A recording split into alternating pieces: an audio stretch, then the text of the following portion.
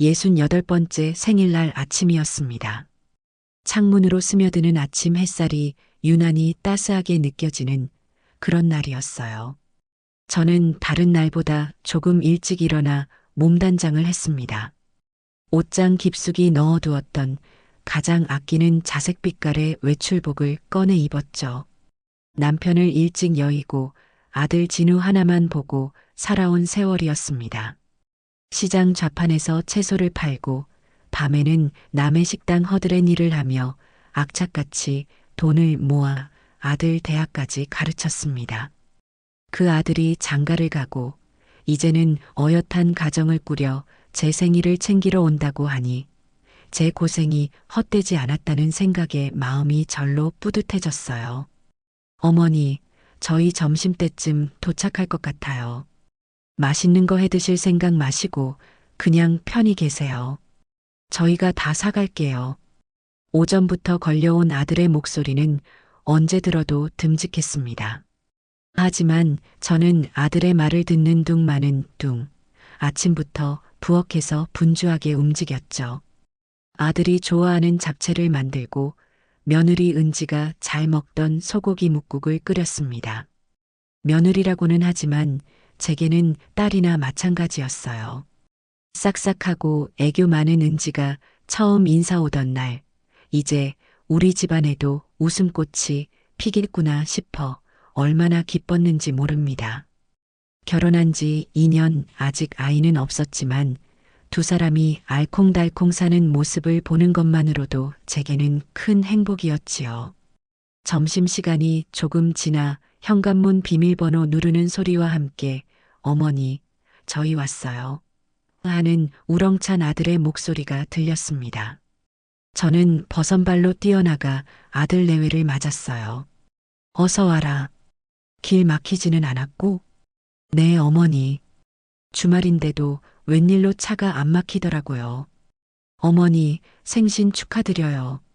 진우는 제 손을 꼭 잡으며 환하게 웃었고 그 뒤에 서 있던 며느리 은지도 예쁘게 포장된 쇼핑백을 건네며 수줍게 말했습니다. 어머님, 생신 축하드려요. 이거 별건 아니지만 저희가 준비한 선물이에요. 아이고, 뭘 이런 걸 다 준비했니? 너희가 와주는 것만으로도 큰 선물인데. 입으로는 그렇게 말했지만 사실 마음은 무척이나 설렜습니다. 작년에는 예쁜 스카프를 선물해줘서 겨우내 제 목을 따뜻하게 해주었거든요. 올해는 또 어떤 생각으로 제 선물을 골랐을까 기대가 되지 않을 수 없었죠. 거실 소파에 앉아 저는 조심스럽게 쇼핑백에서 선물 상자를 꺼냈습니다. 은지의 안목답게 포장지도 은은한 꽃무늬가 들어간 고급스러운 것이었어요. 리본을 풀고 포장지를 벗겨내자 하얀 상자 안에 담긴 내용물이 모습을 드러냈습니다. 그것은 샴푸였습니다. 언뜻 보기에 평범한 마트에서 흔히 볼 수 있는 그런 샴푸였어요. 순간 조금 당황스러운 마음이 들었지만 애써 표정을 관리하며 생각했습니다. 그래, 요즘 내가 머릿결이 푸석하다고 했던 말을 기억했나 보구나. 역시 우리 며느리는 실용적이야. 저는 그렇게 제 자신을 다독이며 샴푸 병을 꺼내 들었습니다. 그런데 바로 그 순간 제 눈에 무언가 하얀 것이 들어왔습니다.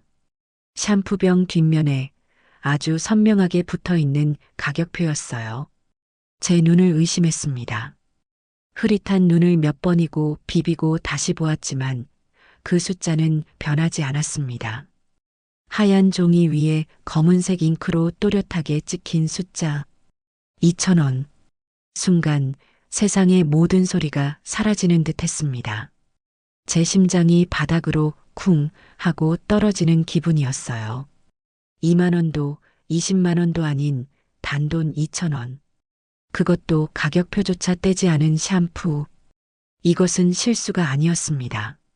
가격표를 떼는 것을 잊어버리는 실수는 할 수 있어도 시어머니의 생일 선물로 2,000원짜리 샴푸를 고르는 실수는 세상 그 어떤 며느리도 하지 않을 겁니다. 이것은 명백한 의도가 담긴 행동이었죠. 당신은 나에게 2,000원짜리 존재다. 며느리는 제게 그 어떤 말보다 더 잔인한 방식으로 제 가치를 매기고 있었던 겁니다. 어머님 마음에 드세요? 어머님은 워낙 실용적인 걸 좋아하시니까 비싸고 부질없는 것보다는 이게 더 나을 것 같아서요. 은지의 목소리가 멀리서 들려오는 것 같았습니다. 저는 간신히 정신을 차리고 고개를 들었어요. 제 앞에는 아무것도 모른다는 순진한 얼굴을 한 며느리와 그저 해실해실 웃고 있는 제 아들이 앉아 있었습니다. 그럼 아주 마음에 들고 말고 고맙다 아가. 목구멍에서 쇳소리가 나는 것 같았지만 저는 필사적으로 미소를 지어 보였습니다. 지금 이 자리에서 화를 내거나 서운함을 표출하는 것은 제 스스로 2,000원짜리 시어머니라는 것을 인정하는 꼴밖에 되지 않을 테니까요. 그날 저녁 식사는 모래알을 씹는 것처럼 아무 맛도 느껴지지 않았습니다. 진우는 제가 정성껏 차린 음식을 맛있게 먹으며 연신 아내의 선물 선택이 탁월했다며 칭찬을 늘어놓았어요. 역시 은지가 안목이 있다니까. 어머니, 그거 탈모 예방에도 좋은 샴푸래요. 이제 어머니 건강까지 챙기는 건 우리 은지밖에 없네. 저는 그 말을 들으며 속으로 피눈물을 삼켰습니다. 아들의 눈에는 제가 그저 2,000원짜리 샴푸에 감격하는 궁상맞은 늙은이로밖에 보이지 않는 것 같아 가슴이 미어졌습니다. 식사를 마치고 아들 내외가 돌아간 뒤 저는 한참 동안이나 거실에 홀로 앉아 있었습니다. 그리고는 조용히 일어나 며느리가 주고 간 샴푸를 화장실이 아닌 제 방 안쪽 가장 깊숙한 화장대 서랍에 넣었습니다. 그것은 더 이상 선물이 아니었습니다. 제가 갚아주어야 할 모욕의 증거물이었습니다. 며칠 동안 밤잠을 설쳤습니다. 눈을 감으면 샴푸병에 붙어있던 2,000원이라는 숫자가 눈앞에 어른거렸고 아무것도 모른 채 웃고 있던 며느리의 얼굴이 떠올라 심장이 벌렁거렸어요. 단순한 서운함을 넘어 깊은 배신감이 제 마음을 핥히고 지나갔습니다. 내가 평생을 바쳐 키운 아들이 선택한 여자, 내 남은 인생을 함께할 가족이라 믿었던 아이에게 이런 취급을 당했다는 사실이 참을 수 없이 분하고 억울했죠. 하지만 저는 섣불리 행동하지 않았습니다. 끓어오르는 감정대로 며느리를 불러다 따지고 소리를 지르는 것은 하수나 하는 짓입니다. 문제를 해결하기 위해서는 먼저 이 행동의 근원이 어디인지 정확하게 파악해야 했어요. 우선 아들이 이 일에 얼마나 개입되어 있는지 확인해야 했습니다. 저는 며칠 뒤 아무렇지 않은 척 진우에게 전화를 걸었습니다. 아들 잘 지내니? 별일 없고? 어머니. 그럼요. 별일 없으세요? 그럼. 나는 늘 똑같지. 다름이 아니라 지난번에 은지가 사온 샴푸 말이다. 그거 써보니까 거품도 잘 나고 향도 좋더라. 혹시 어디서 산 건지 아니? 다 쓰면 하나 더 사다 쓰려고. 저는 최대한 아무렇지 않은 정말로 샴푸가 마음에 든 사람처럼 연기했습니다. 수화기 너머의 아들은 잠시 머뭇거리더니 대답했어요. 아, 그거요? 글쎄요. 아마 동네 마트에서 사지 않았을까요? 은지가 그러는데 어머니는 워낙 알뜰하시고 실용적인 거 좋아하시니까 괜히 비싼 거 사드려봤자 돈 아깝다고 안 쓰실 것 같아서 일부러 그걸로 골랐다고 하더라고요. 어머니 마음에 드셨다니 다행이네요. 아들의 목소리에는 그 어떤 악이나 이상한 낌새도 없었습니다. 정말로 아내는 시어머니를 위하고 시어머니는 그 선물에 만족했다고 굳게 믿고 있는 눈치였어요. 저는 그 순간 확신했습니다. 이 일은 아들과는 전혀 상관이 없다는 것을요. 아들은 그저 어리숙하고 눈치가 없어 아내가 파놓은 함정에 동조하고 있을 뿐이었습니다. 전화를 끊고 저는 깊은 생각에 잠겼습니다. 그렇다면 이것은 온전히 며느리 이은지의 생각이란 말인가? 저는 은지와의 지난 인연을 되짚어보기 시작했어요. 은지는 결코 알뜰하거나 실용적인 아이가 아니었습니다. 제가 아들네 신혼집에 처음 갔을 때 안방 화장대를 가득 채운 수입 화장품들을 보고 내심 놀랐던 기억이 생생합니다. 병 하나에 수십만 원을 호가하는 것들이었죠.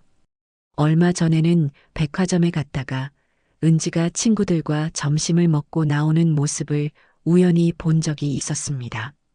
그때 은지의 어깨에는 제가 평생 벌어도 살 수 없을 것 같은 명품 가방이 걸려 있었어요. 자기 자신을 꾸미는 데는 아낌없이 돈을 쓰는 아이가 어째서 시어머니 생일 선물로는 2,000원짜리 샴푸를 골랐을까요? 답은 하나였습니다. 이것은 돈을 아끼기 위한 행동이 아니었어요. 저를 무시하고 제 가치를 깎아내리려는 명백한 의도가 담긴 행동이었죠. 어쩌면 당신 아들하고 결혼해줬으니 이 정도로도 감지덕지해라라는 오만한 메시지일지도 모릅니다. 혹은 나는 당신처럼 아등바등 살지 않는다는 과시일 수도 있겠지요. 이유가 무엇이든 그 뿌리에는 저에 대한 존중이 눈곱만큼도 없다는 사실만이 선명하게 남았습니다. 분노로 온몸이 떨려왔지만 저는 오히려 머리가 차갑게 식는 것을 느꼈습니다. 그래, 이은지. 너는 지금 내게 싸움을 걸어온 것이다. 하지만 나는 너처럼 유치하고 졸렬한 방식으로는 상대하지 않겠다. 너는 칼을 줬지만 나는 그 칼로 물을 써는 법을 보여주겠다. 내가 정한 게임의 법칙 안에서 너를 완벽하게 무너뜨려 주겠다. 그때 제 머릿속의 달력의 한 날짜가 번개처럼 스치고 지나갔습니다. 한 달 뒤 사돈의 생일이었습니다. 며느리의 어머니, 저와는 동갑이지만 살아온 환경도 생각하는 방식도 전혀 다른 그 여자. 허영심이 많고 딸이 대기업에 다니는 아들과 결혼한 것을 평생의 자랑처럼 여기며 은연중에 저희 집안을 무시하던 그 여자의 얼굴이 떠올랐습니다. 순간 모든 계획이 제 머릿속에서 완벽하게 그려졌습니다. 받은 것은 그대로 돌려준다. 이것은 세상에서 가장 공평하고 단순한 법칙이죠. 저는 며느리가 제게 주었던 모욕을 고스란히 그 어미에게 되돌려주기로 결심했습니다. 이것은 단순한 복수가 아니었어요. 이것은 일종의 시험이었습니다. 과연 그들이 말하는 실용적인 선물의 가치가 시어머니에게 적용될 때와 친정어머니에게 적용될 때 어떻게 달라지는지를 제 눈으로 똑똑히 확인하고 싶었습니다. 그들의 위선과 이중성을 만천하에 드러내 보일 완벽한 무대를 준비하기로 마음먹었죠. 저는 서랍 깊숙이 넣어두었던 2,000원짜리 샴푸를 꺼내 화장대 가장 잘 보이는 곳에 올려두었습니다. 그날부터 그 샴푸는 제게 복수의 칼날이자 다가올 심판의 날을 알리는 예고장과도 같았습니다.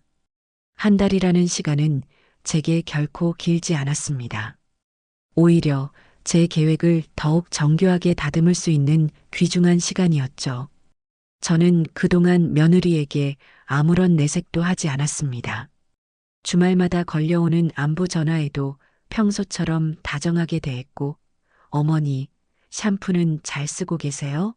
라고 묻는 은지의 목소리에 그럼 아주 좋다고 천연덕스럽게 대답해 주었죠. 며느리는 제가 자신의 의도를 전혀 눈치채지 못했다고 그저 순진하고 어수룩한 시어머니라고 생각하며 안심하고 있었을 겁니다. 덫을 놓을 때는 사냥감이 아무런 의심 없이 스스로 걸어 들어오게 만들어야 하는 법이니까요. 사돈의 생일을 일주일 앞둔 어느 날 오후 저는 오랜만에 시내 백화점으로 향했습니다. 하지만 제 목적은 사돈에게 줄 다른 선물을 사는 것이 아니었어요. 저는 백화점 1층에 있는 가장 화려하고 값비싼 포장 코너로 직행했습니다. 그리고는 그곳에서 가장 비싼 이탈리아산 수입 포장지와 금박이 박힌 벨벳 리본을 샀습니다. 포장지 한 장 값이 웬만한 선물값과 맞먹었지만 저는 조금도 아깝지 않았어요. 이것은 제 계획의 완성도를 높여줄 아주 중요한 장치였으니까요. 집으로 돌아온 저는 한 달 동안 고이 모셔두었던 2,000원짜리 샴푸를 꺼냈습니다.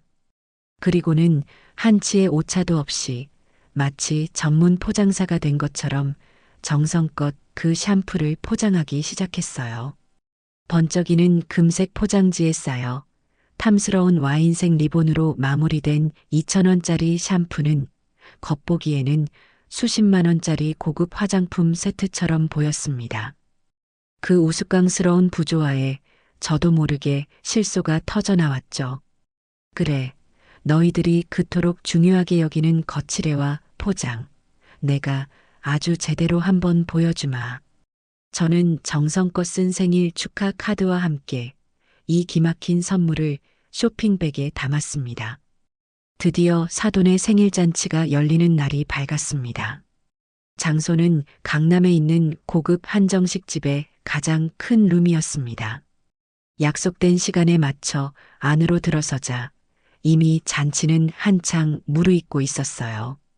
오늘의 주인공인 사돈은 머리부터 발끝까지 값비싼 옷과 보석으로 치장한 채 마치 여왕처럼 상석에 앉아 있었습니다.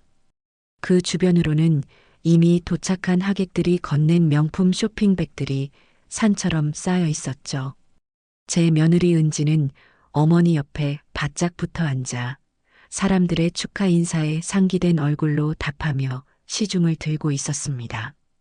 그 모습이 꼭 개선장군 옆을 지키는 충직한 부관 같아 보이더군요.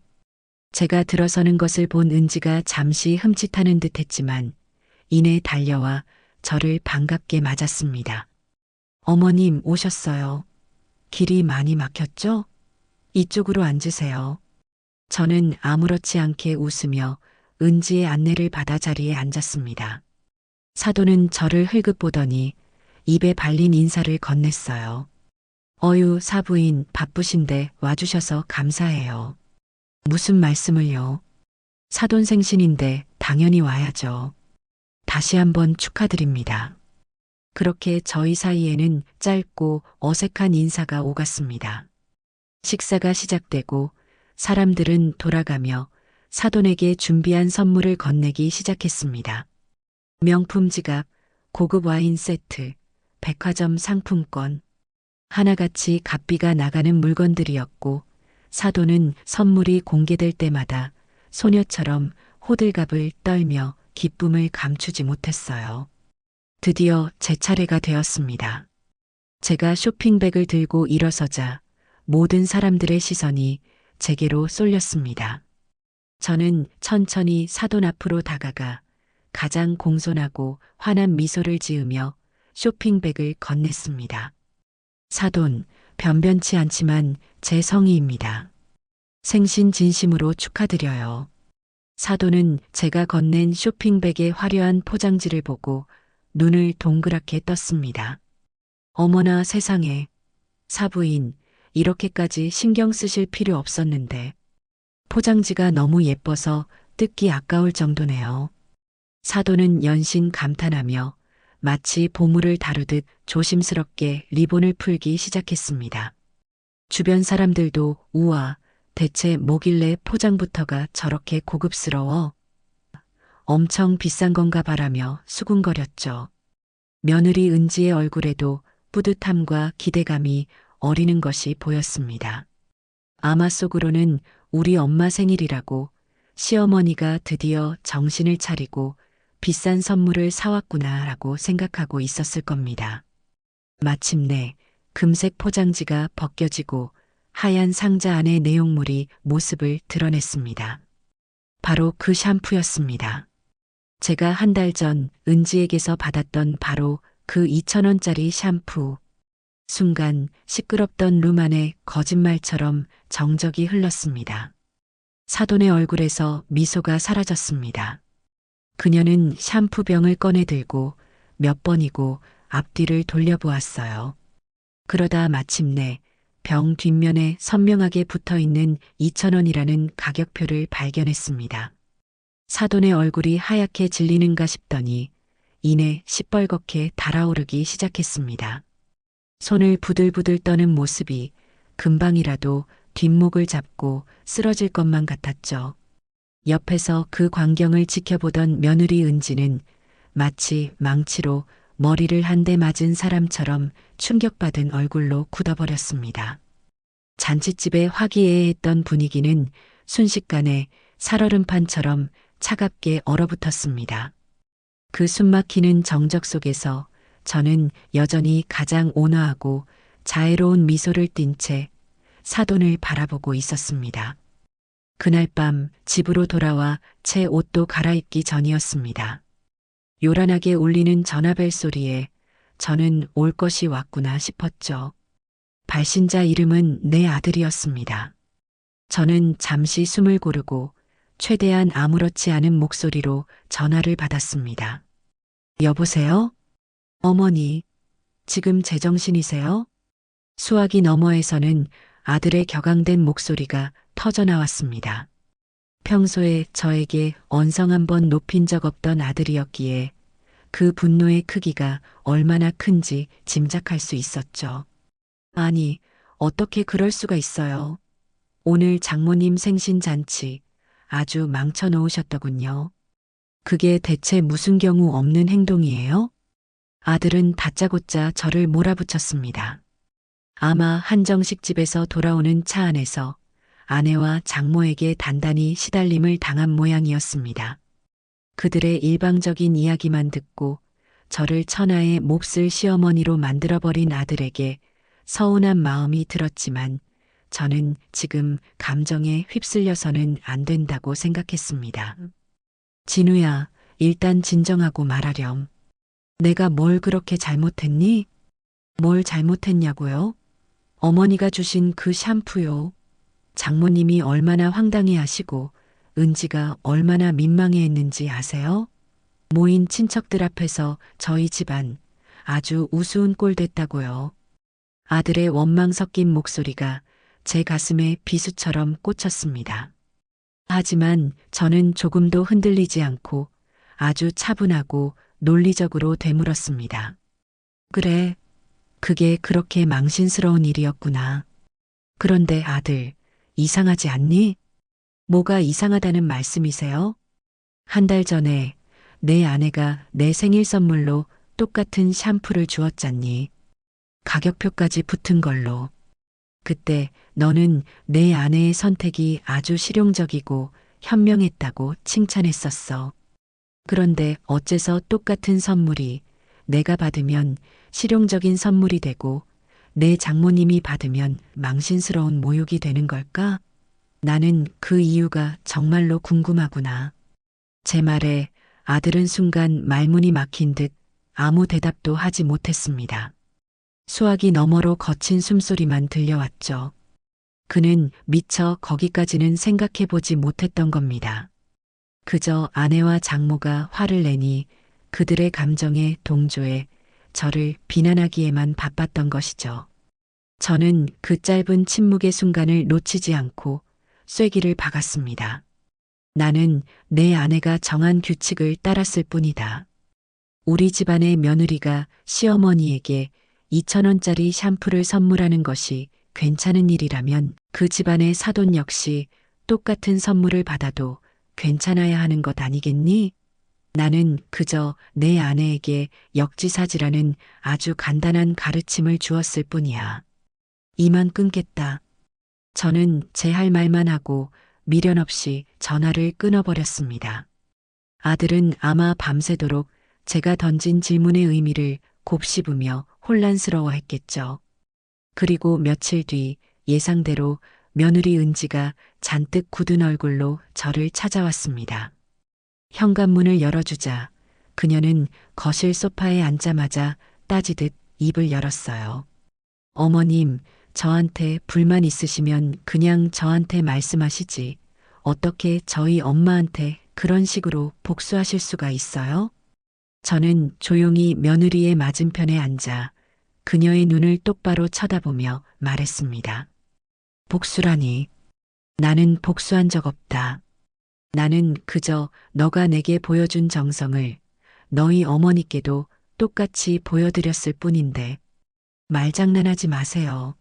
어머님이 어떤 의도로 그러셨는지 제가 모를 것 같아요? 저희 엄마 망신 주려고 작정하신 거잖아요. 은지는 억울하다는 듯 목소리를 높였습니다. 그 모습에 저는 실소를 금할 수 없었어요. 그래, 내 말이 맞다. 너희 엄마는 망신을 당했겠지. 그런데 은지야, 너는 왜 내가 그 선물을 받았을 때는 아무렇지도 않았을까? 내가 2,000원짜리 가격표를 보고 어떤 심정이었을지는 단 한 번이라도 생각해 본 적 있니? 제 반문에 은지의 얼굴이 순간 하얗게 질렸습니다. 그녀는 마치 허를 찔린 사람처럼 입술만 달싹일 뿐 아무런 대답도 하지 못했죠. 너는 내가 시어머니에게 한 행동은 당연한 실용이라 생각하고 내가 너희 어머니에게 한 행동은 파렴치한 모욕이라고 생각하는구나. 그 오만하고 이기적인 생각의 뿌리가 어디서부터 시작된 것인지 나는 이번 기회에 아주 똑똑히 알게 되었단다. 저는 자리에서 일어났습니다. 더 이상 이 아이와 소모적인 말싸움을 하고 싶지 않았어요. 내가 먼저 내 시어머니를 무시했다. 내가 먼저 우리 사이의 선을 넘었고 우리 관계의 격을 2,000원짜리로 만들어버렸어. 이 모든 일은 내가 시작한 거란다. 돌아가서 무엇이 정말로 잘못된 것인지, 누가 누구에게 진짜 사과를 해야 하는 것인지 곰곰이 생각해 보렴. 제 단호한 말에 며느리는 아무 말도 하지 못하고 자리에서 일어나 집을 나섰습니다. 쾅 하고 닫히는 현관문을 들으며 저는 길고 긴 싸움이 이제 막 시작되었음을 직감했습니다. 하지만 저는 두렵지 않았어요. 저는 제 자신과 제가 평생을 바쳐 지켜온 삶의 존엄성을 위해 단 한 걸음도 물러설 생각이 없었습니다. 제가 쏘아 올린 작은 공은 생각보다 훨씬 더 큰 파문을 일으키고 있었습니다. 그 중심에는 제 아들, 진우가 있었죠. 제 전화를 끊은 뒤로 아들은 며칠 동안이나 연락이 없었습니다. 아마 아내와 저 사이에서 어느 쪽의 편도 들지 못한 채 극심한 혼란을 겪고 있었을 겁니다. 한쪽은 평생을 자신을 위해 희생한 어머니이고 다른 한쪽은 사랑으로 선택한 아내이니 그럴 만도 했죠. 저는 아들이 스스로 생각하고 판단할 시간을 주기로 했습니다. 이 문제를 해결하기 위해서는 아들이 더 이상 어중간한 중재자가 아니라 진실을 직시하는 한 집안의 가장으로 바로 서야만 했으니까요. 주말이 되어서야 진우는 무거운 발걸음으로 저를 찾아왔습니다. 며칠 사이에 얼굴이 반쪽이 된 아들의 모습을 보니 마음이 아팠지만 저는 짐짓 모른 척하며 아들을 맞았습니다. 왔냐? 밥은 먹었고? 네, 어머니. 먹었어요. 아들은 기운 없이 대답하며 거실 소파에 털썩 주저앉았습니다. 한참 동안이나 무거운 침묵이 흘렀습니다. 먼저 입을 연 것은 아들이었어요. 어머니, 은지한테 너무 그러지 마세요. 걔도 나름대로 상처 많이 받았어요. 장모님은 혈압까지 오르셔서 드러누우셨다고 하고요. 그 목소리에는 여전히 저에 대한 원망이 희미하게 남아 있었습니다. 저는 조용히 아들의 맞은편에 앉았습니다. 그래서 너는 내가 사과라도 하길 바라는 거니? 사과까지는 아니더라도 그냥 좀 좋게 넘어갈 수도 있는 문제였잖아요. 어머니답지 않게 왜 그렇게까지 하셨어요? 나답지 않다니. 어떤 게 나다운 건데? 내 아내가 주는 모욕은 군소리 없이 받아넘기고 그저 허허 웃으며 속으로만 사귀는 게 나다운 거니? 너는 내 어미가 그런 취급을 받아도 괜찮다는 말이냐? 제 목소리는 낮았지만 그 안에는 칼날 같은 날카로움이 담겨 있었습니다. 아들은 제 기세에 눌린 듯 고개를 숙였습니다. 그건 아니지만 은지도 일부러 그런 건 아닐 거예요. 그냥 생각이 짧아서. 생각이 짧은 사람이 명품 가방은 어떻게 들고 다니며 수십만 원짜리 화장품은 어떻게 바르고 다니니? 내 아내는 생각이 짧은 게 아니라 이 시어미를 아주 얕보고 있는 거다.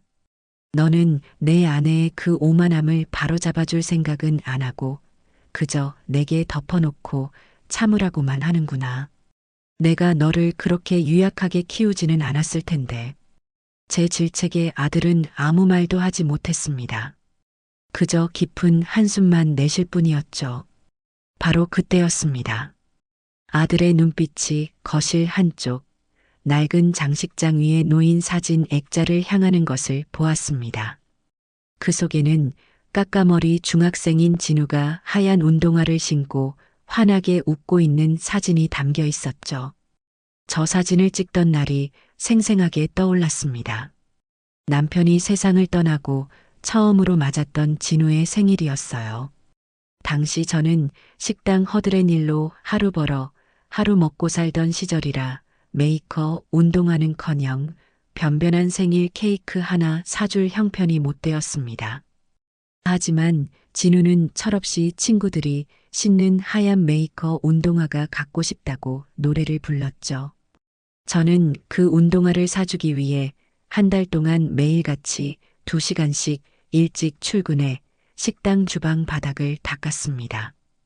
그렇게 번 돈으로 운동화를 사서 진우의 발에 신겨주던 날, 제 발에는 밑창이 다 달아빠진 낡은 구두가 신겨져 있었습니다. 진우는 아마 기억하지 못할 겁니다. 하지만 저는 기억합니다. 새 신발을 신고 세상을 다 가진 듯 기뻐하던 아들의 얼굴을 보는 것만으로도 제 발의 통증과 고단했던 삶의 무게가 모두 사라지는 것 같았던 그 순간을요. 저의 절약은 궁상이 아니었습니다. 그것은 아들을 향한 제 사랑의 다른 이름이었고 우리 가족을 지키기 위한 처절한 희생이었습니다. 아들은 한참 동안이나 그 사진을 넋을 잃고 바라보았습니다. 그러더니 자리에서 벌떡 일어났습니다. 어머니, 저 먼저 가볼게요. 그래라. 저는 더 이상 아들을 붙잡지 않았습니다. 아들의 뒷모습에서 이전과는 다른 어떤 결심 같은 것이 느껴졌기 때문입니다. 집으로 돌아간 아들은 그날 밤 아내 몰래 서재에 틀어박혔다고 합니다. 그리고는 인터넷 뱅킹에 접속해 자신과 은지의 공동 명의로 된 통장의 거래 내역을 모두 조회하기 시작했습니다. 처음에는 그저 아내의 씀씀이를 확인해 보려는 가벼운 마음이었을 겁니다. 하지만 화면을 채운 수많은 입출금 내역 속에서 아들은 무언가 아주 잘못되었다는 것을 직감하게 되었습니다. 매달 월급날이 지나면 약속이라도 한 듯 100만 원이 훌쩍 넘는 큰 돈이 장모님 용돈이라는 이름으로 이체되고 있었던 겁니다. 그뿐만이 아니었습니다.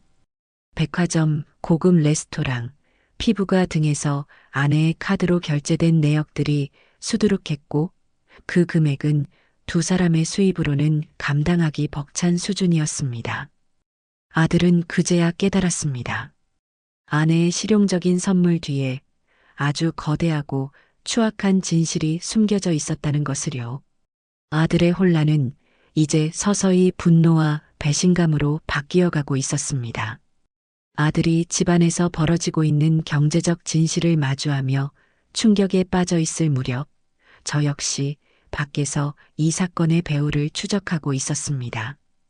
저는 이 모든 일의 시작이 단순히 며느리의 철없는 행동이 아닐 것이라는 강한 확신을 가지고 있었어요. 그 아이의 오만함 뒤에는 분명 그 오만함을 부추기고 조종하는 누군가가 있을 터였습니다. 그리고 그 유력한 용의자는 바로 사돈, 며느리의 어머니였죠. 확인을 위해 저는 일부러 동네 부녀회에서 주최하는 반상회에 나갔습니다. 평소에는 그런 자리를 번거로워했지만 그곳에 가면 제가 원하는 정보를 얻을 수 있을 거라는 예감이 들었기 때문이에요.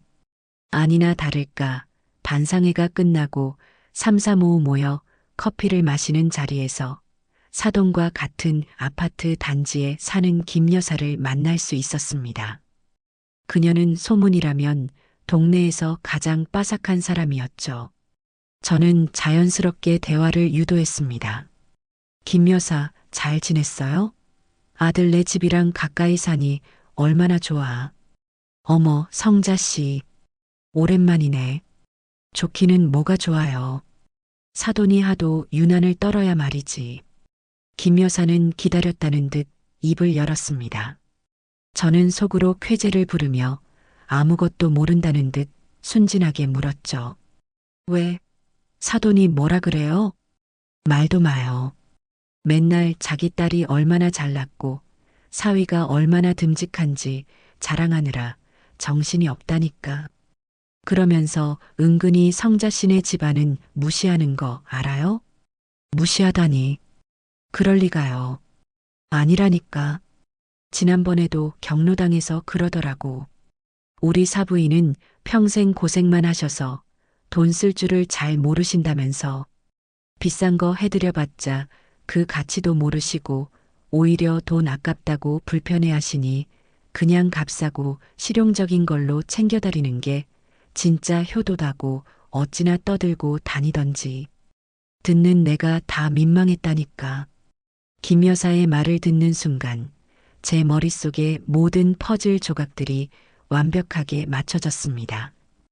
2,000원짜리 샴푸는 며느리의 아이디어가 아니었습니다. 바로 사돈의 머리에서 나온 아주 치밀하게 계획된 시나리오였던 겁니다. 딸을 시켜 시어머니에게는 값싼 선물을 하게 만들고 그렇게 아낀 돈으로 자신에게는 효도하게 만들려는 속셈이었죠. 그것은 단순히 돈을 아끼는 차원의 문제가 아니었습니다. 저를 비싼 것의 가치도 모르는 무지한 늙은이로 규정하고 제 존재 자체를 무시하려는 악의적인 의도가 담겨 있었던 겁니다. 저는 분노로 온몸이 떨려왔지만 애써 태연한 표정을 유지하며 김 여사에게 고맙다고 인사를 하고 자리에서 일어났습니다. 집으로 돌아오는 내내 제 머릿속은 복잡한 생각들로 가득 찼어요. 사돈에 대한 분노, 그리고 그런 어미 밑에서 평생을 조종당하며 살아왔을 며느리에 대한 연민이 뒤섞여 마음이 혼란스러웠습니다. 은지는 어쩌면 가해자인 동시에 가장 큰 피해자일지도 모른다는 생각이 들었습니다. 잘못된 가치관을 주입하는 어머니 밑에서 엄마 말을 잘 듣는 착한 딸이 되기 위해 해서는 안 될 잘못을 저지르고 있는 가여운 아이. 그 순간 제 목표가 바뀌었습니다. 이제는 단순히 사돈의 위선을 폭로하고 며느리의 버릇을 고치는 것에서 끝낼 일이 아니었습니다. 저는 제 며느리를, 그 아이를 올가매고 있는 부당한 굴레에서 구해주어야 했습니다. 한 명의 독립된 인격체로서 자기 자신의 생각과 판단으로 살아갈 수 있도록 스스로 일어설 힘을 길러주어야 했습니다. 그러기 위해서는 더 이상 뒤에 숨어서 조종하는 사돈이 아니라 며느리 자신이 직접 진실을 마주하게 만들어야 했죠. 집에 돌아온 저는 장롱 깊숙한 곳에서 낡은 사진 앨범 하나를 꺼냈습니다. 앨범을 넘기자 갓난아기였던 진우, 유치원 재롱잔치에서 율동을 하던 진우, 그리고 대학 졸업식 날 학사모를 쓰고 저와 함께 웃고 있는 진우의 모습이 차례로 나타났습니다. 저는 이 아들을 지키기 위해 제 모든 것을 바쳐 살아왔습니다. 그리고 이제 제게는 지켜야 할 사람이 한 명 더 늘어난 셈입니다. 바로 제 아들의 아내, 어리석고 가여운 제 며느리 말입니다. 저는 앨범을 조용히 덮었습니다. 이제 저의 싸움은 복수를 위한 싸움이 아니라 한 가족을, 그리고 한 사람의 인생을 구하기 위한 싸움이 될 것이었습니다.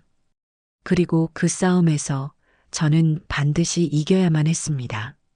제가 밖에서 진실의 조각들을 맞춰나가고 있을 때 제 아들 진우는 집안에서 위태로운 폭풍의 눈을 정면으로 마주하고 있었습니다. 며칠 밤낮을 고민하던 아들은 더 이상 이 문제를 회피해서는 아무것도 해결할 수 없다는 것을 깨달았습니다. 그는 아내와 제대로 된 대화를 나누기로 그리하여 이 지긋지긋한 거짓과 위선의 고리를 끊어내기로 결심했죠. 그날 저녁 아들은 평소보다 조금 일찍 퇴근했습니다. 집에 돌아온 그를 맞이한 것은 아무것도 모른 채 저녁 준비에 한창인 며느리 은지였습니다. 어머, 여보, 일찍 왔네요? 오늘 저녁은 당신 좋아하는 갈비찜 했는데 마침 잘 됐다. 은지는 환하게 웃으며 진우를 맞았지만 진우는 웃을 수가 없었습니다. 아내의 저 해맑은 얼굴 뒤에 얼마나 많은 비밀과 거짓말이 숨겨져 있을지를 생각하니 가슴이 답답해져 왔습니다. 그는 겉옷을 벗어 소파에 던지듯 내려놓고 무거운 목소리로 입을 열었습니다. 은지야, 잠깐 나 좀 보자. 서재로 들어와. 남편의 평소와 다른 분위기를 감지한 은지는 잠시 당황한 표정을 짓더니 이내 앞치마를 벗고 그의 뒤를 따랐습니다. 서재 문이 닫히고 방 안에는 무거운 침묵이 내려앉았습니다. 진우는 의자에 앉아있는 아내의 앞에 자신이 며칠 동안 밤을 새워가며 정리한 서류 뭉치를 펼쳐놓았습니다. 은행 거래 내역서와 카드 명세서였습니다. 은지야, 이게 다 뭐야? 진우의 목소리는 낮고 차분했지만 그 안에는 배신감으로 인한 깊은 상처와 억누른 분노가 담겨 있었습니다. 은지는 테이블 위에 어지럽게 펼쳐진 서류들을 보고 얼굴이 새하얗게 질렸습니다. 그녀의 눈동자가 겁에 질린 사슴처럼 파르르 떨렸죠. 이게 왜 여기? 여보, 당신 내 허락도 없이 통장을 마음대로 본 거야? 이건 명백한 사생활 침해야. 궁지에 몰린 은지는 사과나 변명 대신 적반하장으로 목소리를 높였습니다.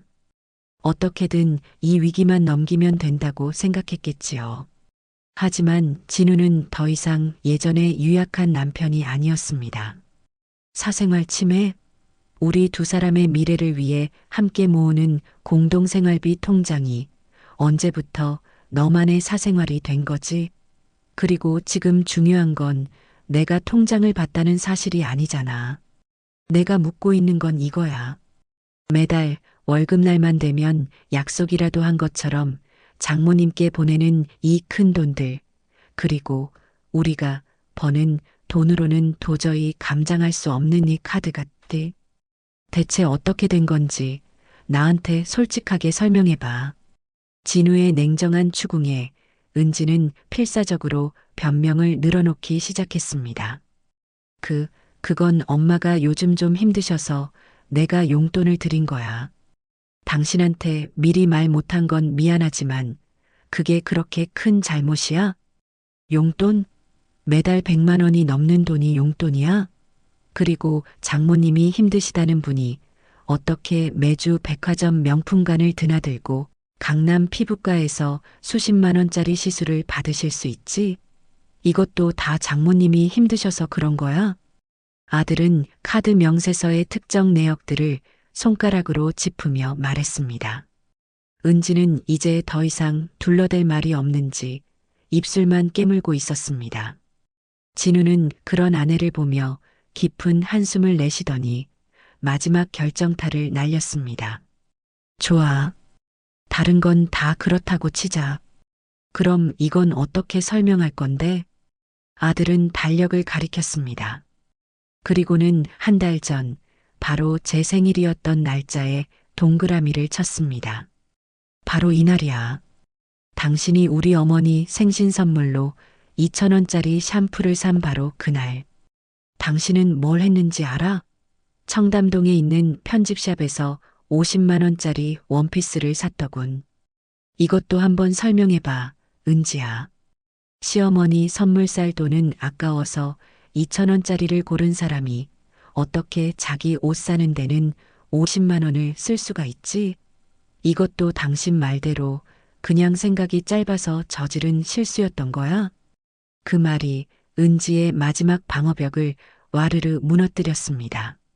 자신의 모든 거짓말과 위선, 변명이 남편 앞에서 남김없이 발가벗겨진 순간 은지는 더 이상 버틸 힘이 없었습니다. 그녀는 테이블 위에 엎드려 어린아이처럼 목 놓아 울기 시작했습니다. 그것은 단순히 잘못을 들킨 것에 대한 눈물이 아니었습니다. 오랫동안 자신을 짓눌러왔던 모든 것들로부터의 처절한 비명이었습니다. 한참을 울어 감정을 쏟아낸 은지는 마침내 모든 것을 털어놓기 시작했습니다. 결혼하기 전부터 시작된 어머니의 집요한 금전적 요구, 결혼 후 시댁에 쓸 돈 아껴서 친정 엄마에게 효도하라는 끔찍한 가스라이팅, 그리고 시어머니인 저를 무시하고 길들이려 했던 사돈의 계획까지. 모든 추악한 진실이 며느리의 입을 통해 진우의 귀로 흘러들어갔습니다. 엄마는 항상 나한테 말했어. 진우가 너를 사랑하는 만큼 너는 시댁에 군림해야 한다. 처음부터 길을 꽉 잡지 않으면 평생 시어머니 밑에서 종살이하게 될 거다. 라고. 샴푸도 엄마 아이디어였어. 내 시어머니는 촌스러워서 비싼 것과 싼 것도 구분 못하니 이걸로도 감지덕지할 거다. 이걸로 시어머니의 수준이 어느 정도인지 시험해 보라고. 나는 그게 잘못된 건 줄 알면서도 엄마를 실망시키고 싶지 않았어. 엄마 말이 틀렸다고 말할 용기가 없었어. 은지는 울먹이며 그동안 차마 입에 담지 못했던 이야기들을 모두 쏟아냈습니다.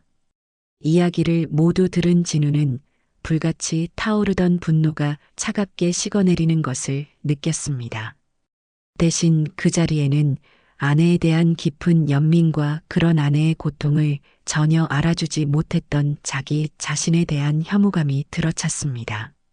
그는 조용히 일어나 엎드려 울고 있는 아내의 어깨를 가만히 감싸 안았습니다. 힘들었겠구나.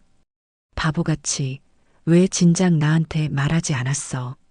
무서웠어. 당신이 나를 속물이라고, 나쁜 며느리라고 미워하게 될까봐. 우리 엄마를 욕할까봐. 그리고 사실은 나도 내가 어떤 사람인지 잘 모르겠어. 엄마 말이 맞다고 믿고 싶었던 건지도 몰라. 그래서 당신 어머니께 그런 끔찍한 잘못을 저지른 거야. 여보, 나 너무 무서워.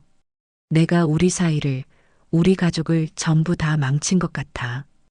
은지는 진우의 품에 얼굴을 묻고 그동안 억눌러왔던 모든 죄책감과 두려움을 토해냈습니다. 그것은 자신의 잘못을 비로소 정면으로 마주한 자의 참회의 눈물이었고 어머니의 꼭두각시로 살아온 지난 세월에 대한 회한의 눈물이었습니다. 아들은 그런 아내를 더욱 힘주어 안아주며 말했습니다. 아니야. 아직 아무것도 망치지 않았어. 지금부터라도 우리가 함께 바로잡으면 돼. 이제 더 이상 당신 혼자 아프게 두지 않을게. 우리가 이제 진짜 한 팀이 되는 거야. 그날 밤 두 사람은 아주 오랜 시간 동안 서로의 상처를 보듬었습니다. 길고 어두웠던 터널의 끝에서 아주 희미하지만 분명한 빛이 보이기 시작하는 순간이었습니다. 어젯밤의 폭풍이 지나간 다음 날 아침, 아들 내외의 집에는 무거운 침묵이 감돌았습니다. 밤새 한숨도 자지 못한 두 사람은 퉁퉁 부은 눈으로 식탁에 마주 앉아 있었죠. 먼저 침묵을 깬 것은 아들 진우였습니다. 은지야, 우리 어머니께 가자. 그 말에 며느리는 고개를 번쩍 들었습니다. 그녀의 얼굴에는 두려움이 가득했죠. 어머님께? 지금 내가 무슨 얼굴로 어머님을 가야 해. 가서 우리가 아는 모든 것을 말씀드리고 무릎 꿇고 용서를 빌어야 해. 그게 우리가 해야 할 첫 번째 일이야. 하지만 어머님이 날 용서하지 않으시면 어떡해? 당장 이혼하라고 하시면. 그래도 가야 해. 어머니가 어떤 결정을 내리시든 우리는 그걸 받아들여야 할 책임이 있어. 더 이상 도망치지 말자, 은지야. 내가 옆에 있을게. 진우는 단호했습니다. 은지는 그런 진우의 얼굴을 한참 동안 바라보더니 이내 결심한 듯 작게 고개를 끄덕였습니다. 두려웠지만 이제는 더 이상 진우 뒤에 숨거나 문제를 회피하고 싶지 않았습니다. 그날 오전 저는 초인종 소리에 현관문을 열었다가 문 앞에 나란히 서 있는 아들 내외를 보고 잠시 놀랐습니다. 진우의 얼굴에는 굳은 결의가, 은지의 얼굴에는 깊은 죄책감과 두려움이 서려 있었죠. 저는 모든 것을 직감했습니다. 올 것이 왔구나. 저는 애써 태연한 표정을 지으며 두 사람을 집 안으로 들였습니다. 어서 오너라. 갑자기 무슨 일이냐? 어머니, 드릴 말씀이 있어서 왔습니다. 거실 소파에 마주 앉자마자 진우는 품에서 서류 뭉치를 꺼내 제 앞에 공손히 내려놓았습니다. 그 안에는 어젯밤 제가 아들에게서 전해 들었던 모든 진실이 담겨 있었습니다. 사돈에게 송금된 내역, 은지의 카드 사용 내역서, 그리고 가장 위에는 은지가 밤새 꾹꾹 눌러 쓴 자필 반성문이 놓여 있었죠. 저는 아무 말 없이 서류들을 천천히 넘겨보았습니다. 거실에는 종이가 넘어가는 소리 외에 아무런 소리도 들리지 않았습니다. 아들과 며느리는 마치 판결을 기다리는 죄인처럼 숨을 죽인 채 저의 입이 열리기만을 기다리고 있었어요. 서류를 모두 읽은 저는 조용히 그것을 테이블 위에 내려놓았습니다. 그리고는 고개를 들지 못하는 며느리를 향해 입을 열었습니다. 제 목소리는 분노도 실망도 아닌 아주 차분한 질문을 담고 있었습니다. 아가, 네 어머님, 이 서류에 쓰인 것들이 모두 사실이냐? 네, 모두 사실입니다. 죄송합니다. 그래. 그럼 하나만 더 묻자. 너는 지난 2년 동안 단 한순간도 이게 잘못되었다고 생각한 적이 없었니? 내 남편을 속이고 이 시어미를 기만하면서 양심의 가책을 느낀 적이 단 한 번도 없었냐는 말이다. 제 질문은 며느리의 가장 아픈 곳을 찌르는 날카로운 송곳과도 같았습니다. 은지는 참았던 눈물을 터뜨리며 바닥으로 스르르 주저앉았습니다. 그리고는 제게 무릎을 꿇은 채 흐느끼며 말했습니다. 잘못했습니다, 어머님. 제가 정말 죽을 죄를 지었습니다. 잘못된 줄 알면서도 엄마를 거역할 수가 없었어요. 그리고 어머님께 죄송한 마음이 들 때마다 엄마는 내가 뭘 잘못했냐, 다 널 위한 일이다라며 저를 다독이셨어요. 저는 그 말을 믿고 싶었던 비겁한 겁쟁이였습니다. 어머님의 평생이 담긴 희생을 고작 2,000원짜리 선물로 모욕한 제 죄를 부디 용서하지 마세요. 어떤 벌이든 달게 받겠습니다. 며느리는 진심으로 자신의 잘못을 뉘우치고 있었습니다. 그 눈물 속에서 저는 더 이상 악이나 오만함이 아닌 깊은 후회와 고통을 읽을 수 있었어요. 저는 자리에서 일어나 바닥에 엎드려 있는 며느리에게 다가가 손을 내밀었습니다. 일어나거라, 아가. 은지는 놀란 눈으로 저를 쳐다보았습니다. 눈물은 이제 그만 닦고 내 말을 잘 듣거라. 내가 저지른 잘못은 분명 크다. 하지만 나는 이 모든 것이 오롯이 너 혼자만의 잘못이라고는 생각하지 않는다. 저는 은지를 일으켜 소파에 다시 앉혔습니다.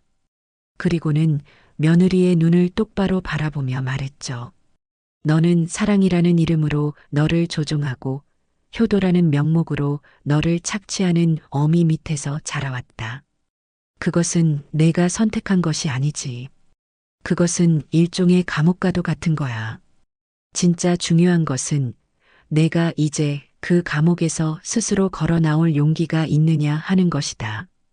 제 말에 며느리와 아들은 놀라움과 희망이 뒤섞인 눈으로 저를 바라보았습니다. 어머님, 이 문제를 진정으로 해결하고 싶다면 더 이상 사돈 뒤에 숨어서는 안 된다.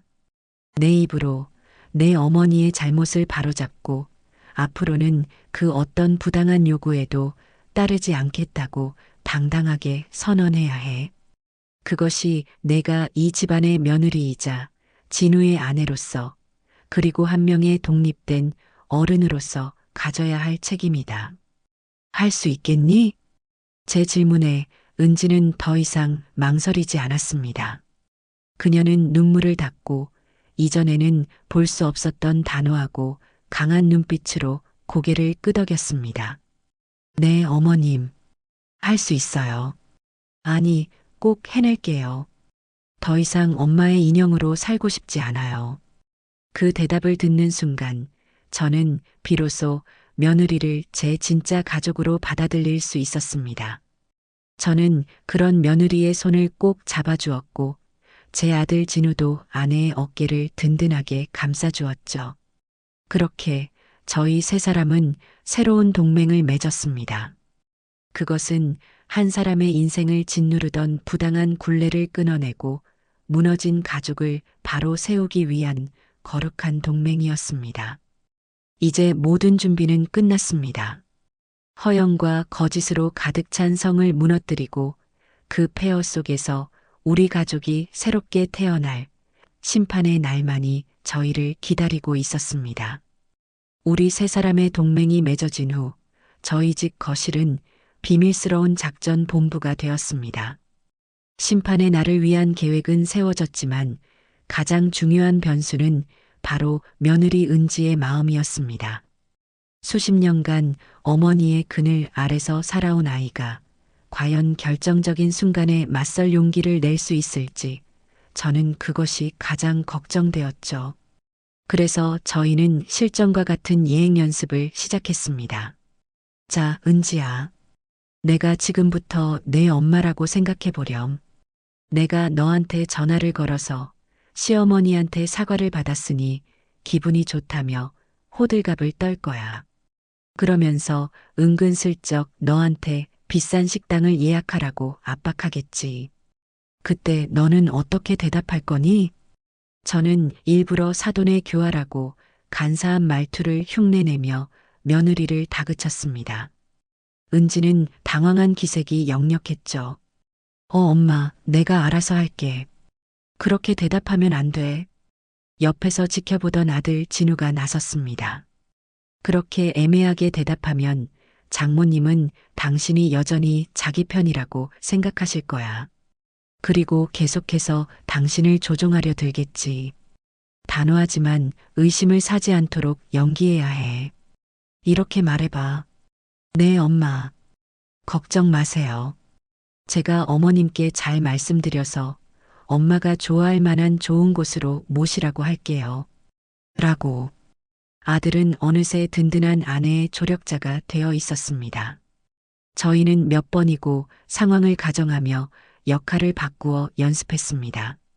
제가 사돈이 되어 며느리를 몰아붙이면 아들이 옆에서 코치를 해주고 때로는 아들이 사돈의 남편 역할을 맡아 은지에게 힘을 실어주기도 했죠. 처음에는 쭈뼛거리며 말 한마디 제대로 못하던 며느리는 연습이 반복될수록 점점 목소리에 힘이 실리고 눈빛이 단단해지는 것을 느낄 수 있었습니다. 그것은 연기를 배우는 것이 아니었습니다. 자기 자신의 목소리를 내는 법을 스스로의 의지로 일어서는 법을 배우는 과정이었어요. 며칠간의 특훈이 끝나고 드디어 결전의 날이 밝았습니다. 저는 아침 일찍 가장 평온하고 차분한 마음으로 사돈에게 전화를 걸었습니다. 신호음이 몇 번 울리고 잔뜩 잠에 취한 목소리가 들려왔습니다. 여보세요. 아, 사부인. 저예요. 이른 아침부터 죄송합니다. 제 목소리를 확인한 사돈은 순간 목소리 톤을 바꾸며 한껏 거만한 태도를 취했습니다. 어머, 사부인이시네. 이 아침부터 어쩐 일이세요? 저는 지난번 생일잔치 때 충격으로 아직도 몸져 누워 있는데, 저는 속으로 코웃음을 쳤지만 겉으로는 최대한 공손하고 죄스러운 목소리를 연기했습니다. 그러실 줄 알았습니다. 정말 면목이 없어요. 제가 나이가 드니 생각이 짧아져서 큰 실수를 저질렀습니다. 부디 노여움 푸시고 제 사과를 받아주세요. 사과요? 말로만 하는 사과를 내가 어떻게 믿어요? 그래서 말입니다. 말로만 하는 사과는 도리가 아닌 것 같아 제가 정식으로 사부인 내외와 우리 아들 내외를 함께 모시고 식사 대접을 하며 사죄를 드리고 싶습니다. 부디 귀한 시간을 조금 내어주시겠습니까? 제 제안에 사도는 기다렸다는 듯 콧대를 높였습니다. 글쎄요. 내가 지금 입맛도 없고 사람 만날 기분도 아닌데 어디 가서 또 망신당할 일이 있나? 절대 그럴 일 없습니다. 제가 모든 것을 책임지고 준비하겠습니다. 저희 집안의 큰 어른이신 사부인께 정식으로 예를 갖추는 것이니 부디 이 못난 동생뻘 되는 사람의 청을 거절하지 말아주세요. 저는 일부러 사돈의 허영심을 한껏 자극하며 몸을 낮췄습니다. 큰 어른이라는 말에 기분이 좋아졌는지 사돈은 마지못해 허락한다는 듯이 말했죠. 뭐 사부인이 그토 간곡히 청하시니 어쩔 수 없네요. 그럼 어디 날짜나 한번 잡아봐요. 정말 감사합니다, 사부인. 전화기 너머로 사돈의 의기양양한 웃음소리가 들리는 듯 했습니다. 그녀는 제가 자신의 위세에 눌려 드디어 백기를 들었다고, 완벽한 승리를 거두었다고 확신하고 있었을 겁니다. 전화를 끊자마자 아니나 다를까 사돈은 곧바로 은지에게 전화를 걸었습니다. 물론 스피커폰을 켜고 있는 저희 세 사람은 그 모든 내용을 실시간으로 듣고 있었죠. 은지야, 나다. 방금 네 시어머니한테 전화 왔었다. 드디어 나한테 싹싹 빌면서 사과하겠다고 밥을 산다더라. 아주 꼬리가 빠지게 흔들던데 역시 사람은 이렇게 한번 본때를 보여줘야 말을 들어. 사돈은 흥분을 감추지 못하고 제잘거렸습니다. 그러니까 이번 기회에 확실히 길을 죽여놔야 해. 식당도 아무데나 잡으면 안 된다. 강남에 있는 제일 비싼 호텔 한식당으로 예약하라고 네가 옆에서 바람 좀 넣어. 알았지? 그리고 너 그날 내 옆에 딱 붙어서 내 편 들어야 한다. 괜히 어설프게 남편 편들 생각일랑 꿈도 꾸지 마. 어머니의 저속한 지시에 은지는 잠시 입술을 깨물었습니다. 하지만 이내 저희가 연습했던 대로 차분하고 순종적인 목소리로 대답했습니다. 네, 엄마. 걱정 마세요. 제가 어머님께 잘 말씀드려서 엄마가 좋아하실 만한 아주 좋은 곳으로 모시라고 할게요. 그날은 제가 엄마 옆에 꼭 붙어 있을 테니 아무 걱정 마세요. 완벽한 연기였습니다. 사돈은 딸의 대답에 아주 만족한 듯 기분 좋은 웃음소리를 내며 전화를 끊었습니다. 전화가 끊어지고 은지는 긴장이 풀린 듯 깊은 한숨을 내쉬었습니다. 저는 그런 며느리의 어깨를 다독여 주었죠. 잘했다, 아가. 아주 잘했어. 어머님, 이제 저희는 어떻게 해야 하죠? 정말 호텔을 예약해야 할까요? 아니다. 저는 고개를 저었습니다. 우리가 갈 곳은 그런 허울뿐인 장소가 아니야. 내가 아주 잘 아는 식당이 하나 있다. 화려하지는 않지만 정직한 땀으로 끓여낸 아주 따뜻한 밥을 파는 곳이지. 제가 선택한 장소는 동네 시장 골목에 있는 작은 백반집이었습니다. 제가 젊은 시절 남편과 사별하고 진우를 키우며 힘들 때마다 들러 단돈 몇천 원의 고봉밥과 뜨끈한 국물로 허기진 배와 시린 마음을 채우던 곳이었죠. 그곳은 제게 단순한 식당이 아니었습니다. 제 고단했던 삶의 역사가 고스란히 담겨 있는 진실의 공간이었습니다. 허영과 거짓으로 가득 찬 사돈을 심판하기에 그보다 더 완벽한 무대는 없었습니다. 약속한 날 저녁, 저는 다른 가족들보다 조금 일찍 시장 골목의 작은 백반집에 도착했습니다. 광경식당이라는 낡은 간판이 세월의 흔적을 고스란히 보여주는 곳이었죠. 식당 안으로 들어서자 구수한 된장찌개 냄새가 저를 먼저 반겼습니다. 식당 주인인 순이 엄마는 저와 젊은 시절부터 한 동네에서 동고동락해온 오랜 친구이기도 합니다. 어머, 성자 왔구나. 무슨 일이야, 이 시간에. 순이야, 나 오늘 여기서 아주 중요한 손님들을 모실 거다. 가장 안쪽, 조용한 자리로 부탁한다. 저는 순이 엄마에게 자초지종을 짧게 설명했습니다. 제 이야기를 들은 그녀는 혀를 끌끌 차며 제 손을 꼭 잡아주었죠. 세상에 그런 일이 있었구나. 걱정 마라. 오늘 내가 아주 팔을 걷어붙이고 정성껏 한번 차려내마. 든든한 친구의 응원에 저는 없던 힘까지 솟아나는 기분이었습니다. 얼마 지나지 않아 아들 진우와 며느리 은지가 식당 안으로 들어섰습니다. 두 사람은 약속이라도 한 듯 검소하지만 단정한 옷차림이었습니다. 그들의 얼굴에는 긴장감이 역력했지만 서로를 의지하는 눈빛 속에는 굳은 결의가 담겨 있었죠. 두 사람은 제 옆에 조용히 앉아 말없이 다가올 전투를 준비했습니다. 그리고 잠시 후 식당 문이 열리며 오늘의 주인공인 사돈 내외가 모습을 드러냈습니다. 머리부터 발끝까지 명품으로 휘감은 안사돈과 그 옆에서 어색한 표정을 짓고 있는 박갓사돈. 두 사람은 식당 안의 허름한 풍경과 어울리지 않는 마치 다른 세상에서 온 사람들처럼 보였습니다. 사돈은 식당에 들어서는 순간부터 노골적으로 얼굴을 찡그렸습니다. 아니 여보, 여기가 맞아? 은지야, 네 시어머니가 예약했다는 곳이 여기라고?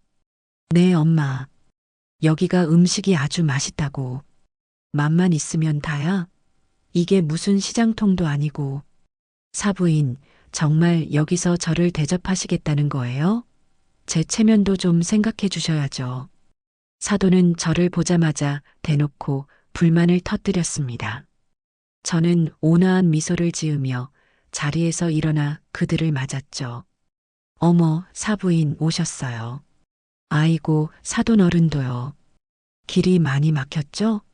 시장 골목이라 찾기 힘드셨을 텐데. 이리 와서 앉으세요. 저는 아무렇지 않게 그들을 가장 안쪽 자리로 안내했습니다. 사돈은 못마땅한 표정으로 의자에 앉으며 입을 삐죽 내밀었습니다. 참, 이런 누추한 곳은 어떻게 찾아내셨는지 몰라. 우리 은지는 이런 데서 밥 한 번 먹여본 적이 없는데. 그 말에 며느리의 아버지가 아내의 옆구리를 쿡 찌르며 눈치를 주었습니다. 여보, 그만 좀 해요. 사부인 성의를 봐서라도 그런 말하는 거 아니요. 하지만 사돈은 박갓사돈의 만류에도 아랑곳하지 않고 계속해서 투덜거렸습니다. 이윽고 순이 엄마가 정성껏 차린 저녁상이 들어왔습니다. 화려한 궁중 요리는 아니었지만 갓 지어 김이 모락모락 나는 쌀밥과 뜨끈한 된장찌개, 손맛이 가득 담긴 정갈한 나물 반찬들이 상을 가득 채웠습니다. 저는 직접 사돈 내외의 밥그릇에 반찬을 올려주며 식사를 권했습니다. 사돈은 젓가락을 깨작거리며 음식 타박을 늘어놓았지만 박갓사돈은 의외로 아주 맛있게 식사를 했죠. 어색하고 불편한 식사가 겨우 끝났을 무렵 저는 조용히 가방에서 무언가를 꺼냈습니다. 그것은 제가 수십 년 동안 간직해 온 손때 묻어 너덜너덜해진 낡은 통장 하나였습니다. 저는 그 통장을 테이블 중앙 사돈 앞에 조용히 밀어놓았습니다. 사부인. 네, 이게 뭐예요? 제가 오늘 사부인께 지난번에 물회를 사과드리는 의미에서 선물을 하나 준비했습니다. 값비싼 물건은 아니지만 제게는 세상 그 어떤 보물보다 소중한 것입니다. 사돈은 의아한 표정으로 통장을 집어들었습니다. 다른 가족들의 시선도 모두 그 낡은 통장으로 향했죠. 제가 사부인께 그리고 제 며느리에게 물려주고 싶은 진짜 유산이 바로 이 안에 담겨 있습니다. 제가 어떻게 살아왔는지, 그리고 제가 생각하는 진짜 부유함이 무엇인지 오늘 이 자리에서 꼭 보여드리고 싶었습니다. 저는 자리에서 일어나 사돈의 옆으로 다가갔습니다. 그리고는 낡은 통장의 첫 페이지를 펼쳤습니다. 그곳에는 30여 년 전 남편이 세상을 떠나고 받은 얼마 안 되는 사망보험금이 입금된 내역이 찍혀 있었습니다. 이게 제가 진우 아빠를 보내고 받은 전 재산이었습니다. 저는 이 돈을 허투루 쓸 수가 없었어요. 갓난아기였던 진우를 먹이고 입히고 가르쳐야 했으니까요. 저는 통장을 한 장 한 장 넘기며 그 안에 담긴 제 삶의 역사를 은조리기 시작했습니다. 매일 밤 식당에서 설거지를 하고 받은 일당이 푼돈처럼 입금된 내역, 진우가 초등학교에 입학하던 날 새 책가방을 사주기 위해 돈을 인출한 내역, 그리고 등록금 마감일에 맞춰 아슬아슬하게 큰 돈이 빠져나간 내역까지 제 고단했던 청춘과 아들을 향한 애틋한 사랑이 그 안에 고스란히 담겨 있었습니다. 2,000원짜리 샴푸는커녕 단돈 몇백 원짜리 콩나물 한 봉지를 사기 위해 수십 번을 망설였던 저의 날들이 그 낡은 통장 안에 빼곡히 기록되어 있었죠. 제 이야기가 계속되는 동안 식당 안은 무거운 침묵에 휩싸였습니다. 바깥 사돈은 어느새 눈시울이 붉어져 있었고 제 아들 진우는 차마 고개를 들지 못했습니다. 며느리 은지는 그렁그렁한 눈물을 뚝뚝 흘리며 존경과 회한이 뒤섞인 눈으로 저를 바라보고 있었죠. 오직 사돈만이 이 모든 상황을 이해할 수 없다는 듯 지루하고 못마땅한 표정으로 앉아있을 뿐이었습니다. 제 인생이 담긴 이야기는 그녀에게 그저 촌스럽고 가난한 옛날 이야기에 불과했던 겁니다. 제 길고 긴 이야기가 끝나고 식당 안에는 한동안 무거운 침묵만이 감돌았습니다. 저는 낡은 통장을 조용히 덮어 테이블 위에 내려놓았습니다. 그리고는 아들 진우에게 눈짓을 보냈죠. 이제 다음 무대는 아들의 몫이었습니다. 진우는 비장한 표정으로 자리에서 일어나 자신이 준비해온 서류 봉투를 꺼내 들었습니다. 그 안에는 은지의 은행 거래 내역서와 카드 명세서가 들어 있었죠. 장인어른 장모님. 진우는 이전과는 비교할 수 없이 낮고 단단한 목소리로 입을 열었습니다. 방금 제 어머니께서 당신의 희생과 사랑으로 점철된 과거의 역사를 보여주셨습니다. 그렇다면 이제 저와 은지가 어떤 현재를 살아가고 있는지 보여드리는 것이 도리일 것 같습니다. 아들은 서류 뭉치 중 가장 위에 있는 은행 거래 내역서를 꺼내 사돈 내외 앞에 펼쳐놓았습니다. 이것은 지난 2년간 은지가 장모님께 송금한 내역입니다. 매달 적게는 100만 원에서 많게는 200만 원이 넘는 돈이 용돈이라는 이름으로 장모님 통장으로 들어갔더군요. 진우는 형광펜으로 표시된 부분을 손가락으로 짚으며 말했습니다.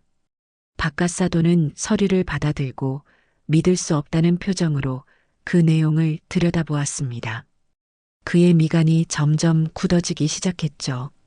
사돈은 당황한 기색을 감추지 못하고 소리를 질렀습니다. 그게 뭐 어쨌다는 거냐? 자식한테 용돈 좀 받을 수도 있지. 사위가 그걸 가지고 이렇게 장모를 몰아세우는 법이 어디 있어?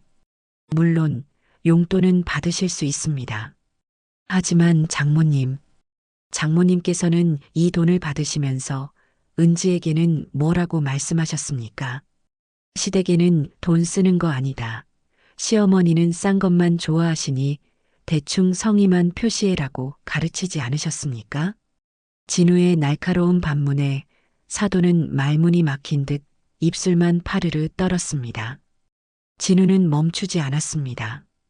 그는 다음 서류, 바로 카드 명세서를 꺼내 들었습니다. 더욱 기가 막힌 것은 이 다음입니다.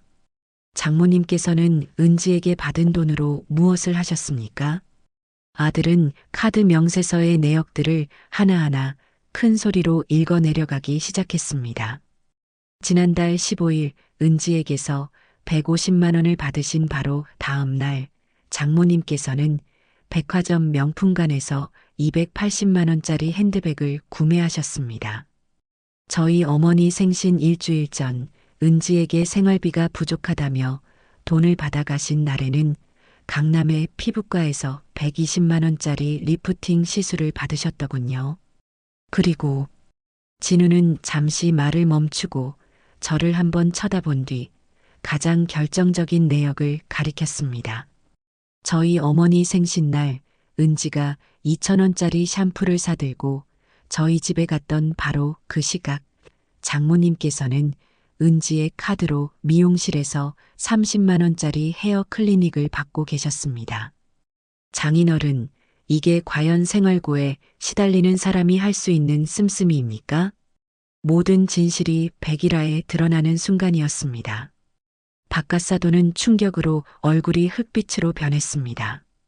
그는 평생을 성실하게 일하며 아내가 살림을 잘 꾸려나가는 줄로만 철석같이 믿고 살아왔던 겁니다. 하지만 그 믿음은 오늘 산산조각이 나버렸습니다. 여보, 이게 다 사실이요? 당신 내 뒤에서 이런 짓을 하고 있었단 말이요? 박갓사돈의 추궁에 사돈은 이성을 잃고 발악하기 시작했습니다. 아니에요, 여보. 이건 다 오해야. 저 사람들이 저 사돈이랑 사위가 짜고 나를 모함하는 거라고요. 우리 착한 은지를 꼬드겨서 우리 집안 망신 주려고 일부러 이런 짓을 꾸민 거야. 사돈은 손가락으로 저와 진우를 번갈아 가리키며 악을 썼습니다. 하지만 그녀의 뻔뻔한 변명은 차가운 증거들 앞에서 아무런 힘을 발휘하지 못했습니다. 오히려 그녀의 추악한 본 모습만 더욱 선명하게 드러낼 뿐이었죠. 저는 그 모든 광경을 아무 말 없이 그저 조용히 지켜보고 있었습니다. 제가 굳이 나서지 않아도 진실은 스스로의 힘으로 거짓을 무너뜨리고 있었으니까요. 저는 마지막으로 무너져 내리는 허영의 성을 바라보며 사돈에게 나지막이 말했습니다. 사부인, 진정한 부유함은 통장 잔고가 아니라 사람의 마음에 있는 겁니다. 사부인은 평생을 돈의 노예로 살며 결국 당신 딸의 마음마저 가난하게 만들었습니다. 그것이 당신이 저지른 가장 큰 죄입니다. 제 말은 사돈의 무너진 자존심에 박히는 마지막 목과도 같았습니다. 식당 안은 아수라장이 되었습니다. 박갓사돈은 아내에 대한 실망과 배신감에 몸을 떨었고 사돈은 모든 것이 거짓이라며 발악하고 있었죠. 그 아비규환 속에서 사돈은 마지막 동아줄을 잡으려는 듯 딸인 은지에게 매달리기 시작했습니다. 은지야, 너도 뭐라도 말 좀 해봐. 네 시어머니랑 네 남편이 지금 네 엄마를 이렇게 파렴치한 사람으로 몰아가고 있는데 어떻게 가만히 보고만 있을 수가 있어. 어서 아니라고 말해. 다 오해라고, 저 사람들이 널 협박해서 거짓말을 시키는 거라고 어서 말하란 말이야. 내가 너를 어떻게 키웠는데 네가 어떻게 나한테 이럴 수가 있어. 사돈은 눈물까지 흘리며 딸의 동정심에 호소했습니다. 평생을 써먹었던, 그리고 언제나 효과가 있었던 그녀의 가장 강력한 무기였죠. 식당 안의 모든 사람들의 시선이 이제 며느리 은지에게로 향했습니다. 이 모든 소동의 마침표를 찍을 수 있는 사람은 이제 오직 은지뿐이었습니다. 은지는 자리에서 천천히 일어섰습니다. 그녀의 몸은 가늘게 떨리고 있었지만 그 얼굴에는 이전에는 볼 수 없었던 단호한 결의가 서려 있었죠. 그녀는 먼저 자신의 어머니를, 그리고 아들과 저를, 마지막으로 자신의 아버지를 차례로 둘러보았습니다. 그리고는 아주 차분하지만 누구도 막을 수 없는 또렷한 목소리로 입을 열었습니다. 엄마. 그 한마디에 악을 쓰던 사돈의 입이 멈칫했습니다. 이제 그만해. 더 이상은 엄마의 거짓말에 놀아나고 싶지 않아. 뭐라고? 은지 너 지금 어머님과 이 사람이 한 말 전부 사실이야. 아니, 사실은 그보다 더하면 더했지. 내가 먼저 엄마한테 돈을 가져다 준 게 아니라 엄마가 먼저 나한테 돈을 요구했잖아. 결혼 전부터 결혼 후까지 단 한 번도 쉬지 않고 내가 힘들다고 하면 엄마는 남편한테 사랑받는 아내는 그 정도 능력은 있어야 한다고 시댁에 잘 보일 생각 말고 그 정성으로 친정 엄마한테 효도하라고 나를 몰아붙였잖아. 은지의 목소리가 점점 커졌습니다. 그것은 수십 년간 억눌려왔던 한 사람의 영혼이 터져나오는 절규와도 같았습니다. 나는 엄마의 자랑스러운 딸이 되고 싶었어. 엄마를 실망시키고 싶지 않았어. 그래서 엄마가 시키는 대로 내 남편을 속이고 나를 딸처럼 아껴주셨던 어머님의 마음에 비수를 꽂았어. 그게 얼마나 끔찍한 잘못인지 알면서도 나는 엄마가 무서워서, 엄마한테 버림받을까봐 두려워서 진실을 외면했어. 하지만 이제는 아니야. 더 이상은 엄마의 욕심을 채우기 위해 내 소중한 가족을 불행하게 만들 수 없어. 은지는 말을 마치고 저를 향해 돌아섰습니다. 그리고는 그 자리에서 조금의 망설임도 없이 제 앞에 무릎을 꿇었습니다. 어머님. 그녀는 바닥에 이마가 닿을 정도로 깊이 고개를 숙였습니다. 제가 정말 죽을 죄를 지었습니다. 저는 어머님께 며느리로서, 자식으로서 해서는 안 될 짓을 했습니다. 어머님의 고귀한 삶을 감히 제멋대로 판단하고 돈의 가치로 모욕했습니다. 제가 어리석었고 비겁했습니다. 제가 저지른 잘못의 무게를 이제야 깨달았습니다. 어머님, 제가 감히 용서를 구하지는 않겠습니다. 하지만 부디 제게 기회를 한 번만 더 주십시오.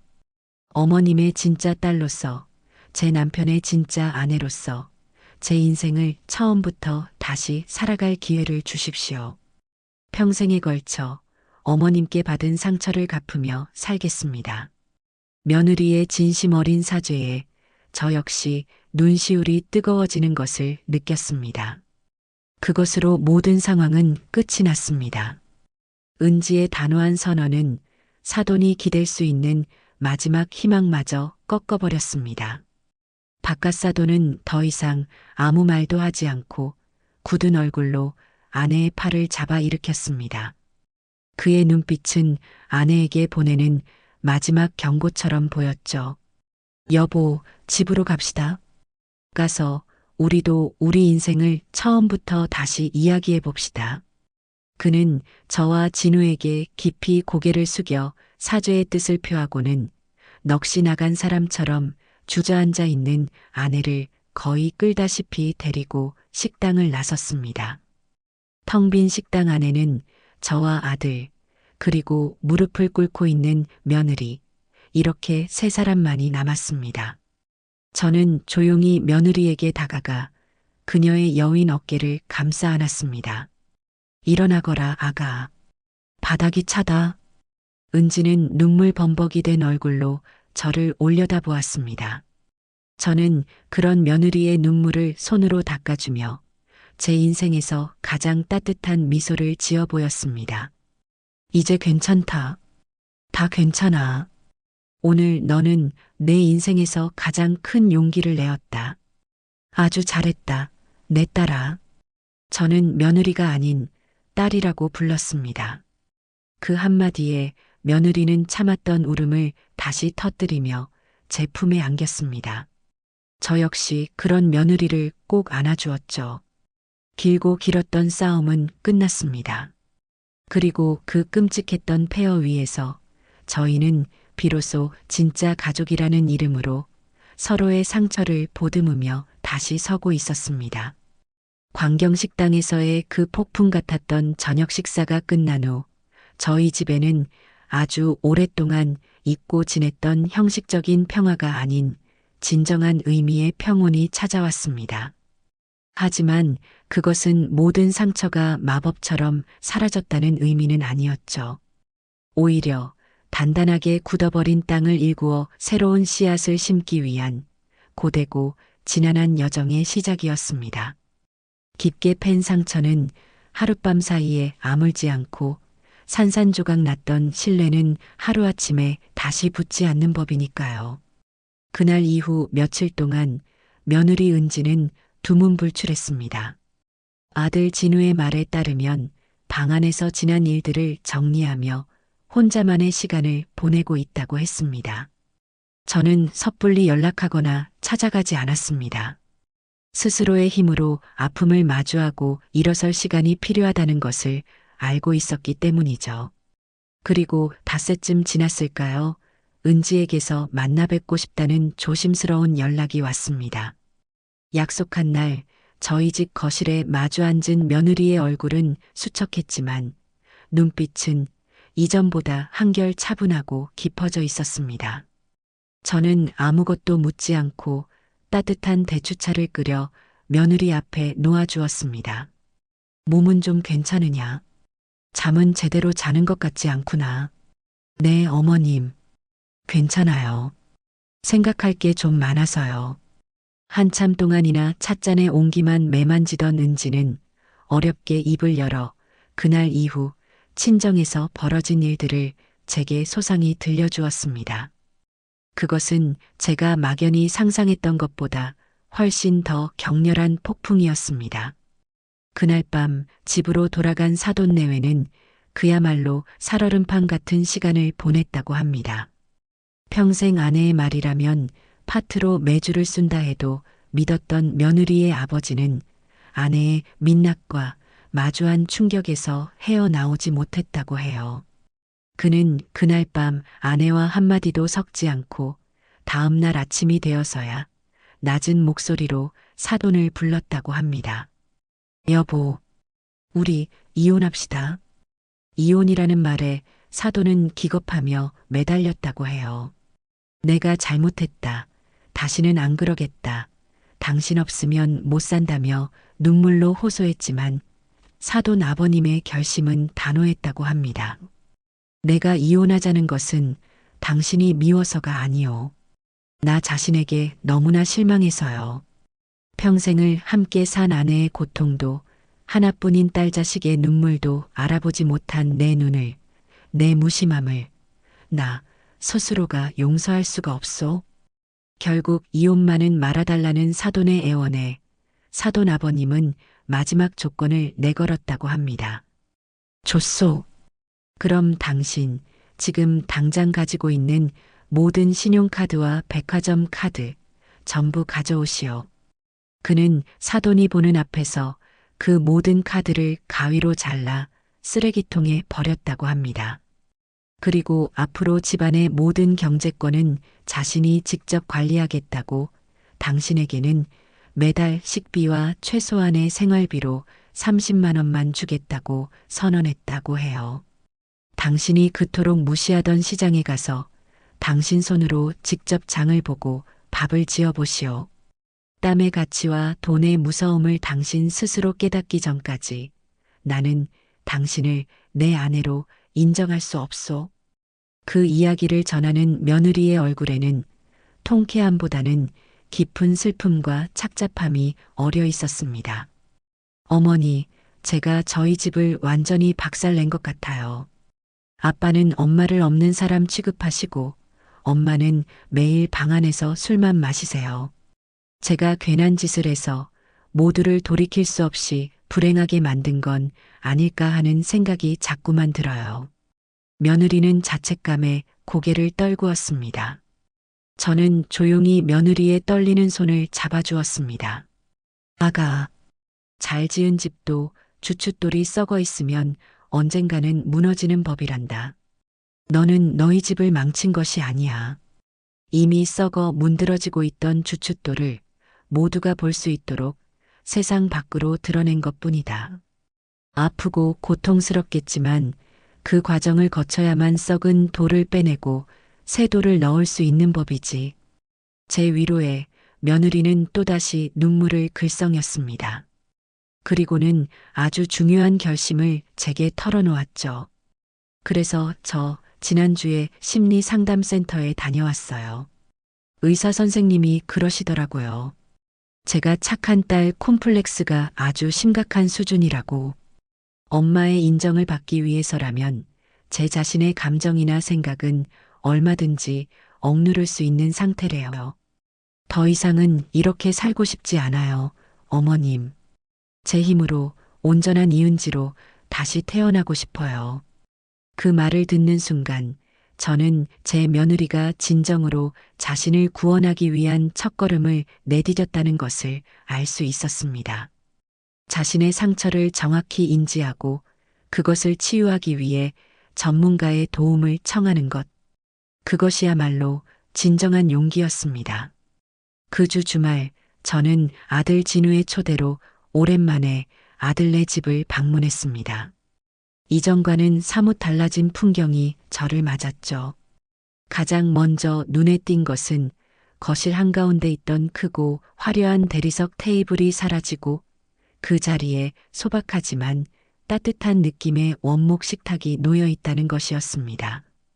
어머니, 오셨어요? 어때요? 집 분위기가 좀 달라졌죠?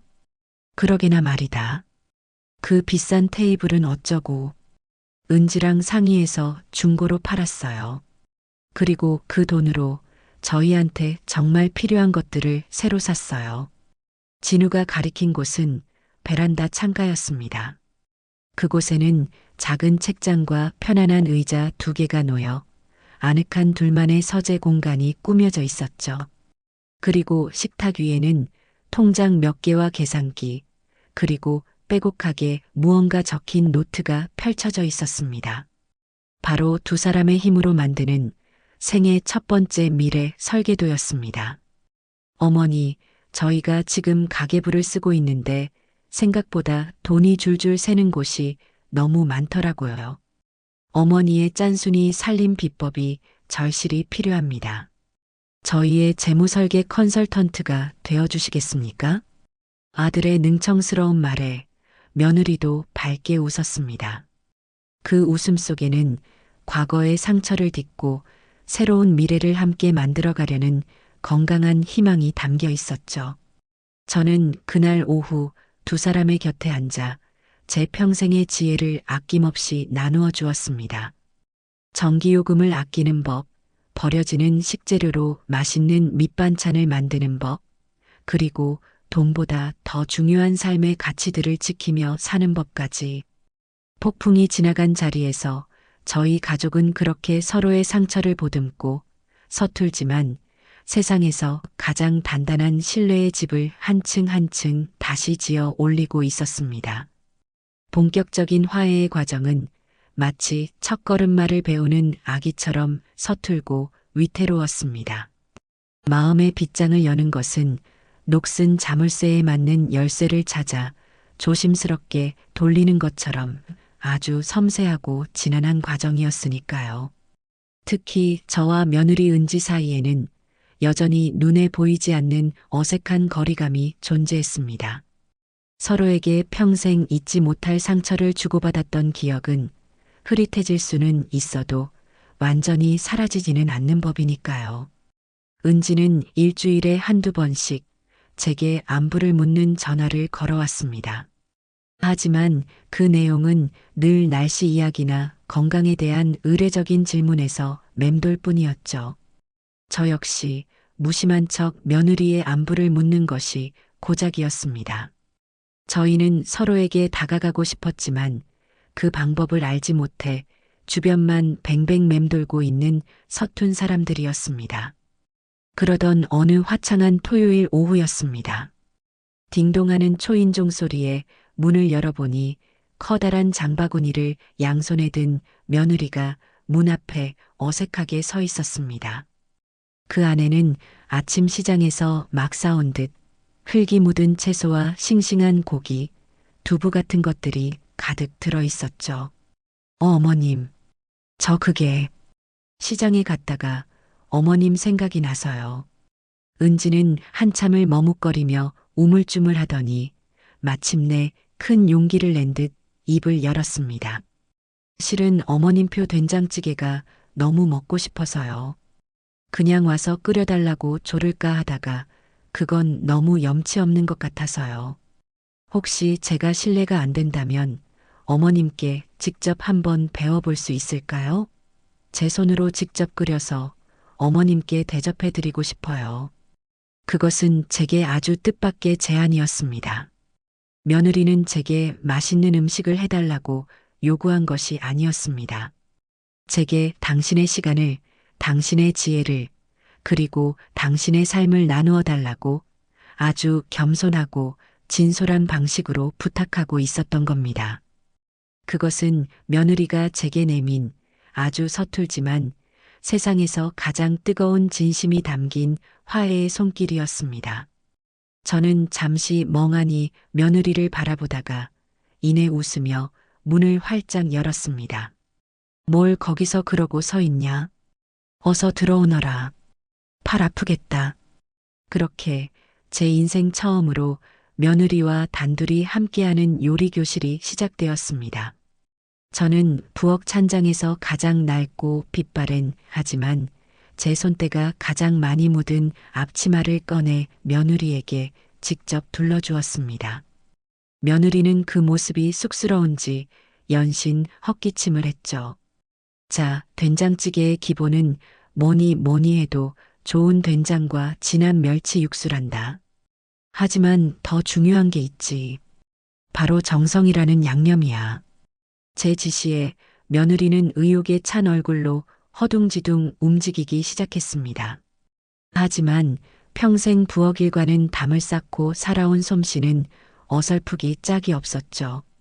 멸치똥을 따다가는 내장을 다 파헤쳐 놓았고 두부를 써는 칼질은 어찌나 위태로운지 보는 제 심장이 다 조마조마했습니다. 아이고 아가, 그러다 손 베겠다. 이리 져보렴. 칼은 이렇게 잡고 내 몸에 힘을 빼고 칼의 무게로 자연스럽게 누르듯이 써는 거란다. 저는 며느리의 등 뒤에 서서 손을 포개 잡고 칼질하는 법을 하나하나 가르쳐 주었습니다. 가까이 다가서자 며느리의 몸이 긴장으로 뻣뻣하게 굳어 있는 것이 느껴졌습니다. 하지만 그 떨림 속에서 무언가를 배우고자 하는 뜨거운 열의가 제게도 고스란히 전해져 왔습니다. 보글보글 뚝배기에서 구수한 된장찌개가 끓어가는 동안 저희 사이에는 조금씩 대화의 물꼬가 트이기 시작했습니다. 저는 제가 시집와서 처음으로 끓였던 된장찌개가 너무 짜서 시어머니께 호되게 꾸중을 들었던 젊은 시절의 이야기를 들려주었습니다. 제 이야기에 며느리는 아주 작은 목소리로 자신의 이야기를 꺼내놓았죠. 저는 엄마가 해준 집밥에 대한 기억이 별로 없어요. 엄마는 항상 바쁘셨고 요리하는 걸 귀찮아 하셨어요. 성공한 여자는 부엌에 들어가는 게 아니다라고 늘 말씀하셨죠. 그래서인지 저한테 따뜻한 밥 한 끼의 추억은 그냥 텅 비어 있는 것 같아요. 그 말을 듣는데 가슴 한쪽이 시큰해져 왔습니다. 칭찬과 격려 대신 성공과 경쟁의 논리 속에서 자라온 아이의 마음이 얼마나 허기졌을지 짐작조차 하기 어려웠습니다. 바로 그때였습니다. 찌개의 간을 보던 며느리가 실수로 소금통을 엎지르며 소금 한 줌이 뚝배기 안으로 쏟아져 들어갔습니다. 어머, 어떡해, 어머님. 제가 또 망쳤어요. 죄송해요. 은지는 금방이라도 울음을 터뜨릴 듯한 얼굴로 어쩔 줄 몰라 했습니다. 저는 그런 며느리의 어깨를 감싸 안으며 부드럽게 말했습니다. 괜찮다, 아가. 괜찮아. 세상에 처음부터 완벽한 사람은 아무도 없단다. 그리고 실수는 망친 것이 아니라 무언가를 배울 수 있는 새로운 기회일 뿐이야. 저는 큼직한 감자 하나를 꺼내 껍질을 벗겼습니다. 그리고는 숭덩숭덩 썰어 짠 찌개 속에 넣어 주었죠. 이렇게 너무 짤 때는 감자나 물을 넣으면 짠맛을 빨아들여서 맛이 다시 부드러워진단다. 우리 인생도 마찬가지야. 너무 짜고 쓴 실수를 저질렀을 때는 이렇게 담백하고 진솔한 마음의 조각들을 더해서 다시 맛을 내면 되는 거란다. 제 말에 며느리는 젖은 눈으로 저를 한참 동안 바라보았습니다.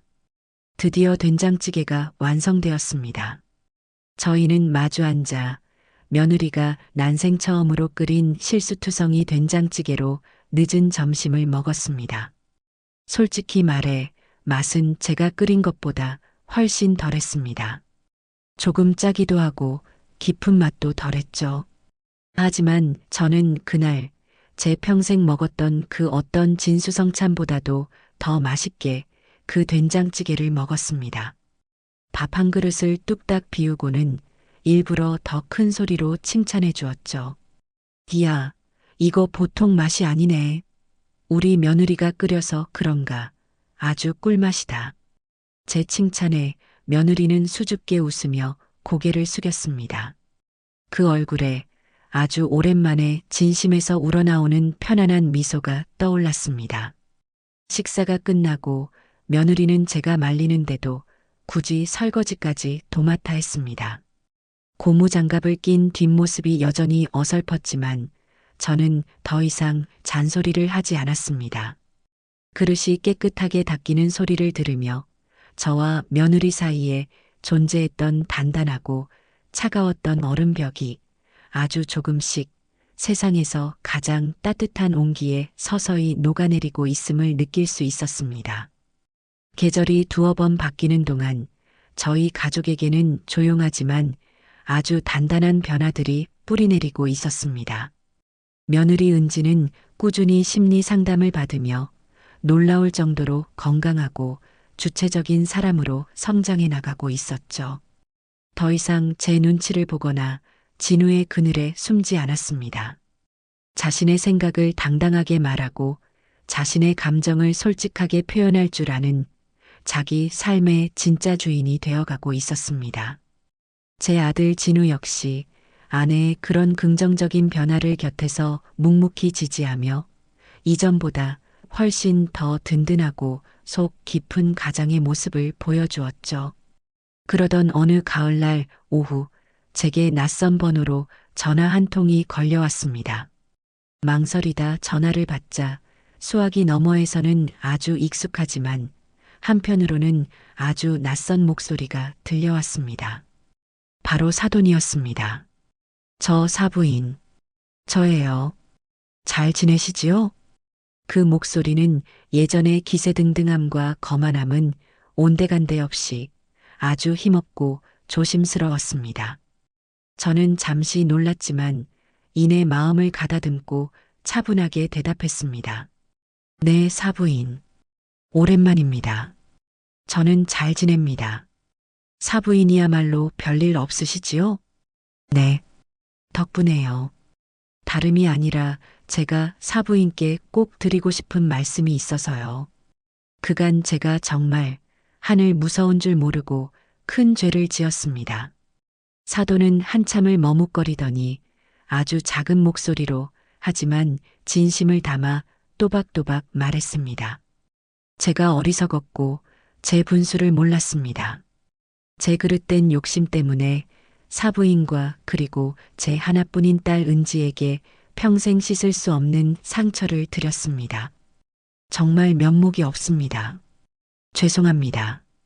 그것은 변명 한마디 섞이지 않은 자신의 잘못을 온전히 인정하는 사과였습니다. 그 한마디를 하기까지 그녀가 얼마나 많은 밤을 후회와 자책으로 지새웠을지가 느껴져 마음 한편이 짠해져 왔습니다. 하지만 저는 섣불리 용서의 말을 건네지는 않았습니다. 용서는 피해자가 가해자에게 베푸는 시혜가 아니라 스스로의 상처를 치유하기 위한 마지막 과정이어야 했으니까요. 사부인 그렇게 말씀해 주시니 제가 오히려 감사합니다. 하지만 그 사과는 제가 아니라 사부인의 딸인 은지에게 먼저 하셔야 할 것 같습니다. 상처를 준 사람이 상처받은 사람에게 직접 용서를 구하고 그 상처를 보듬어 주는 것이 순서 아니겠습니까? 제 말에 사도는 한동안 아무 말이 없더니 이내 작은 흐느낌과 함께 네, 사부인. 명심하겠습니다. 제가 제 딸에게 너무나 큰 죄인입니다. 라고 대답하고는 전화를 끊었습니다. 며칠 뒤 은지가 조금은 상기된 얼굴로 저를 찾아왔습니다. 주말에 엄마와 단둘이 만났다고 했습니다. 사도는 딸의 손을 붙잡고 몇 시간 동안이나 눈물로 용서를 빌었다고 해요. 은지는 그 자리에서 처음으로 엄마에게 자신의 상처와 분노, 그리고 슬픔을 솔직하게 털어놓았다고 합니다. 그리고 앞으로는 엄마의 딸로서 사랑하고 존중하겠지만 더 이상 엄마의 욕심을 채워주는 삶은 살지 않겠다고 분명하고 단호하게 선을 그었다고 합니다. 엄마, 나는 이제 엄마의 자랑스러운 딸이 아니라 나 자신의 행복을 위해 살고 싶어.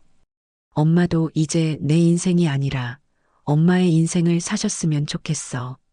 엄마가 진짜 행복해지는 모습을 나한테 보여줬으면 좋겠어. 그 말을 전하는 은지의 얼굴에는 후련함과 슬픔이 교차하고 있었습니다. 그것은 완벽한 해피엔딩은 아닐지라도 수십 년간 비뚤어져 있던 모녀 관계가 비로소 건강하게 제자리를 찾아가기 위한 의미 있는 첫걸음이었습니다. 모든 것이 제자리를 찾아가고 저희 가족에게 진짜 평화가 찾아왔다고 느꼈을 때 저는 아들 내외를 집으로 불렀습니다. 그리고는 장롱 깊숙한 곳에 수십 년 동안 보관해 두었던 낡은 통장 하나를 꺼내 그들 앞에 내밀었죠. 어머니, 이건 열어보거라. 통장을 열어본 아들 내외의 눈이 휘둥그레졌습니다. 그 안에는 제가 평생 시장 좌판에서 식당 주방에서 푼돈을 아끼고 모아 마련한 작지만 결코 적지 않은 돈이 들어있었기 때문입니다. 어머니, 이렇게 큰 돈을 왜 저희는 받을 수 없습니다. 받을 수 없다니. 이것은 너희에게 주는 내 마지막 선물이다. 저는 두 사람의 손을 꼭 잡으며 말했습니다. 나는 너희에게 화려한 집이나 비싼 차를 물려줄 능력은 없다.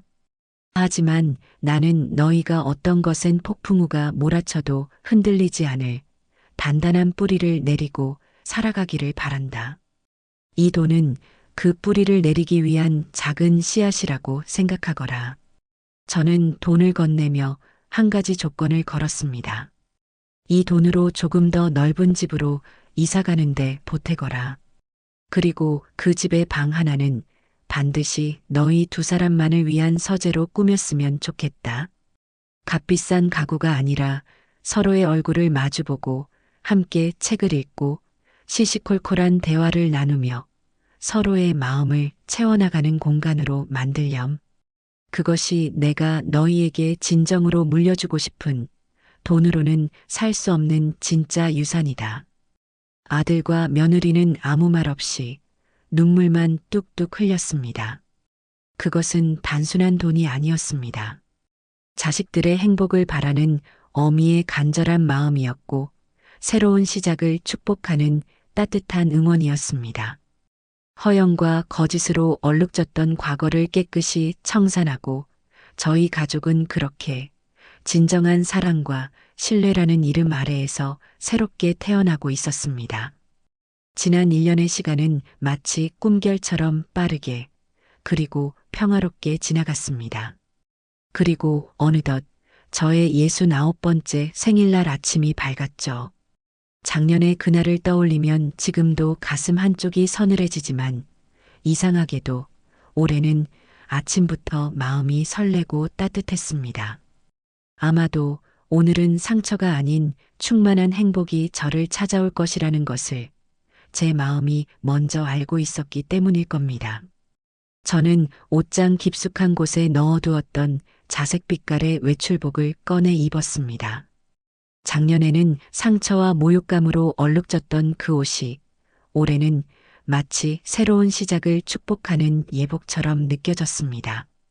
점심시간이 조금 지나 현관문이 열리고 어머니 생신 축하드려요. 저희 왔어요. 하는 명랑한 목소리와 함께 아들 내외가 환한 얼굴로 들어섰습니다. 두 사람의 손에는 작년보다 더 크고 많은 선물 상자들이 들려 있었죠. 1년 전과는 비교할 수 없이 두 사람의 얼굴에는 꾸며낸 미소가 아닌 진심에서 우러나오는 사랑과 존경이 가득 담겨 있었습니다. 아이고, 뭘 이렇게 바리바리 싸들고 왔냐? 작년처럼 샴푸 하나면 족한데 뭘 이런 걸 다. 제 짓궂은 농담에 세 사람 모두 한바탕 크게 웃음을 터뜨렸습니다. 이제 2,000원짜리 샴푸는 우리 가족에게 아픈 상처의 상징이 아니라 서로의 어리석음을 웃으며 이야기할 수 있는 즐거운 추억거리가 되어 있었습니다. 며느리는 가장 먼저 아주 부드러운 감촉의 상아색 캐시미어 목도리를 제 목에 직접 둘러주었습니다. 어머님, 작년에 선물해드린 스카프를 겨울 내내 그것만 하고 다니시는 걸 보고 마음이 쓰였어요. 올겨울에는 더 따뜻하고 멋지게 다니시라고 저희가 조금 무리 좀 했어요. 어떠세요? 잘 어울리세요?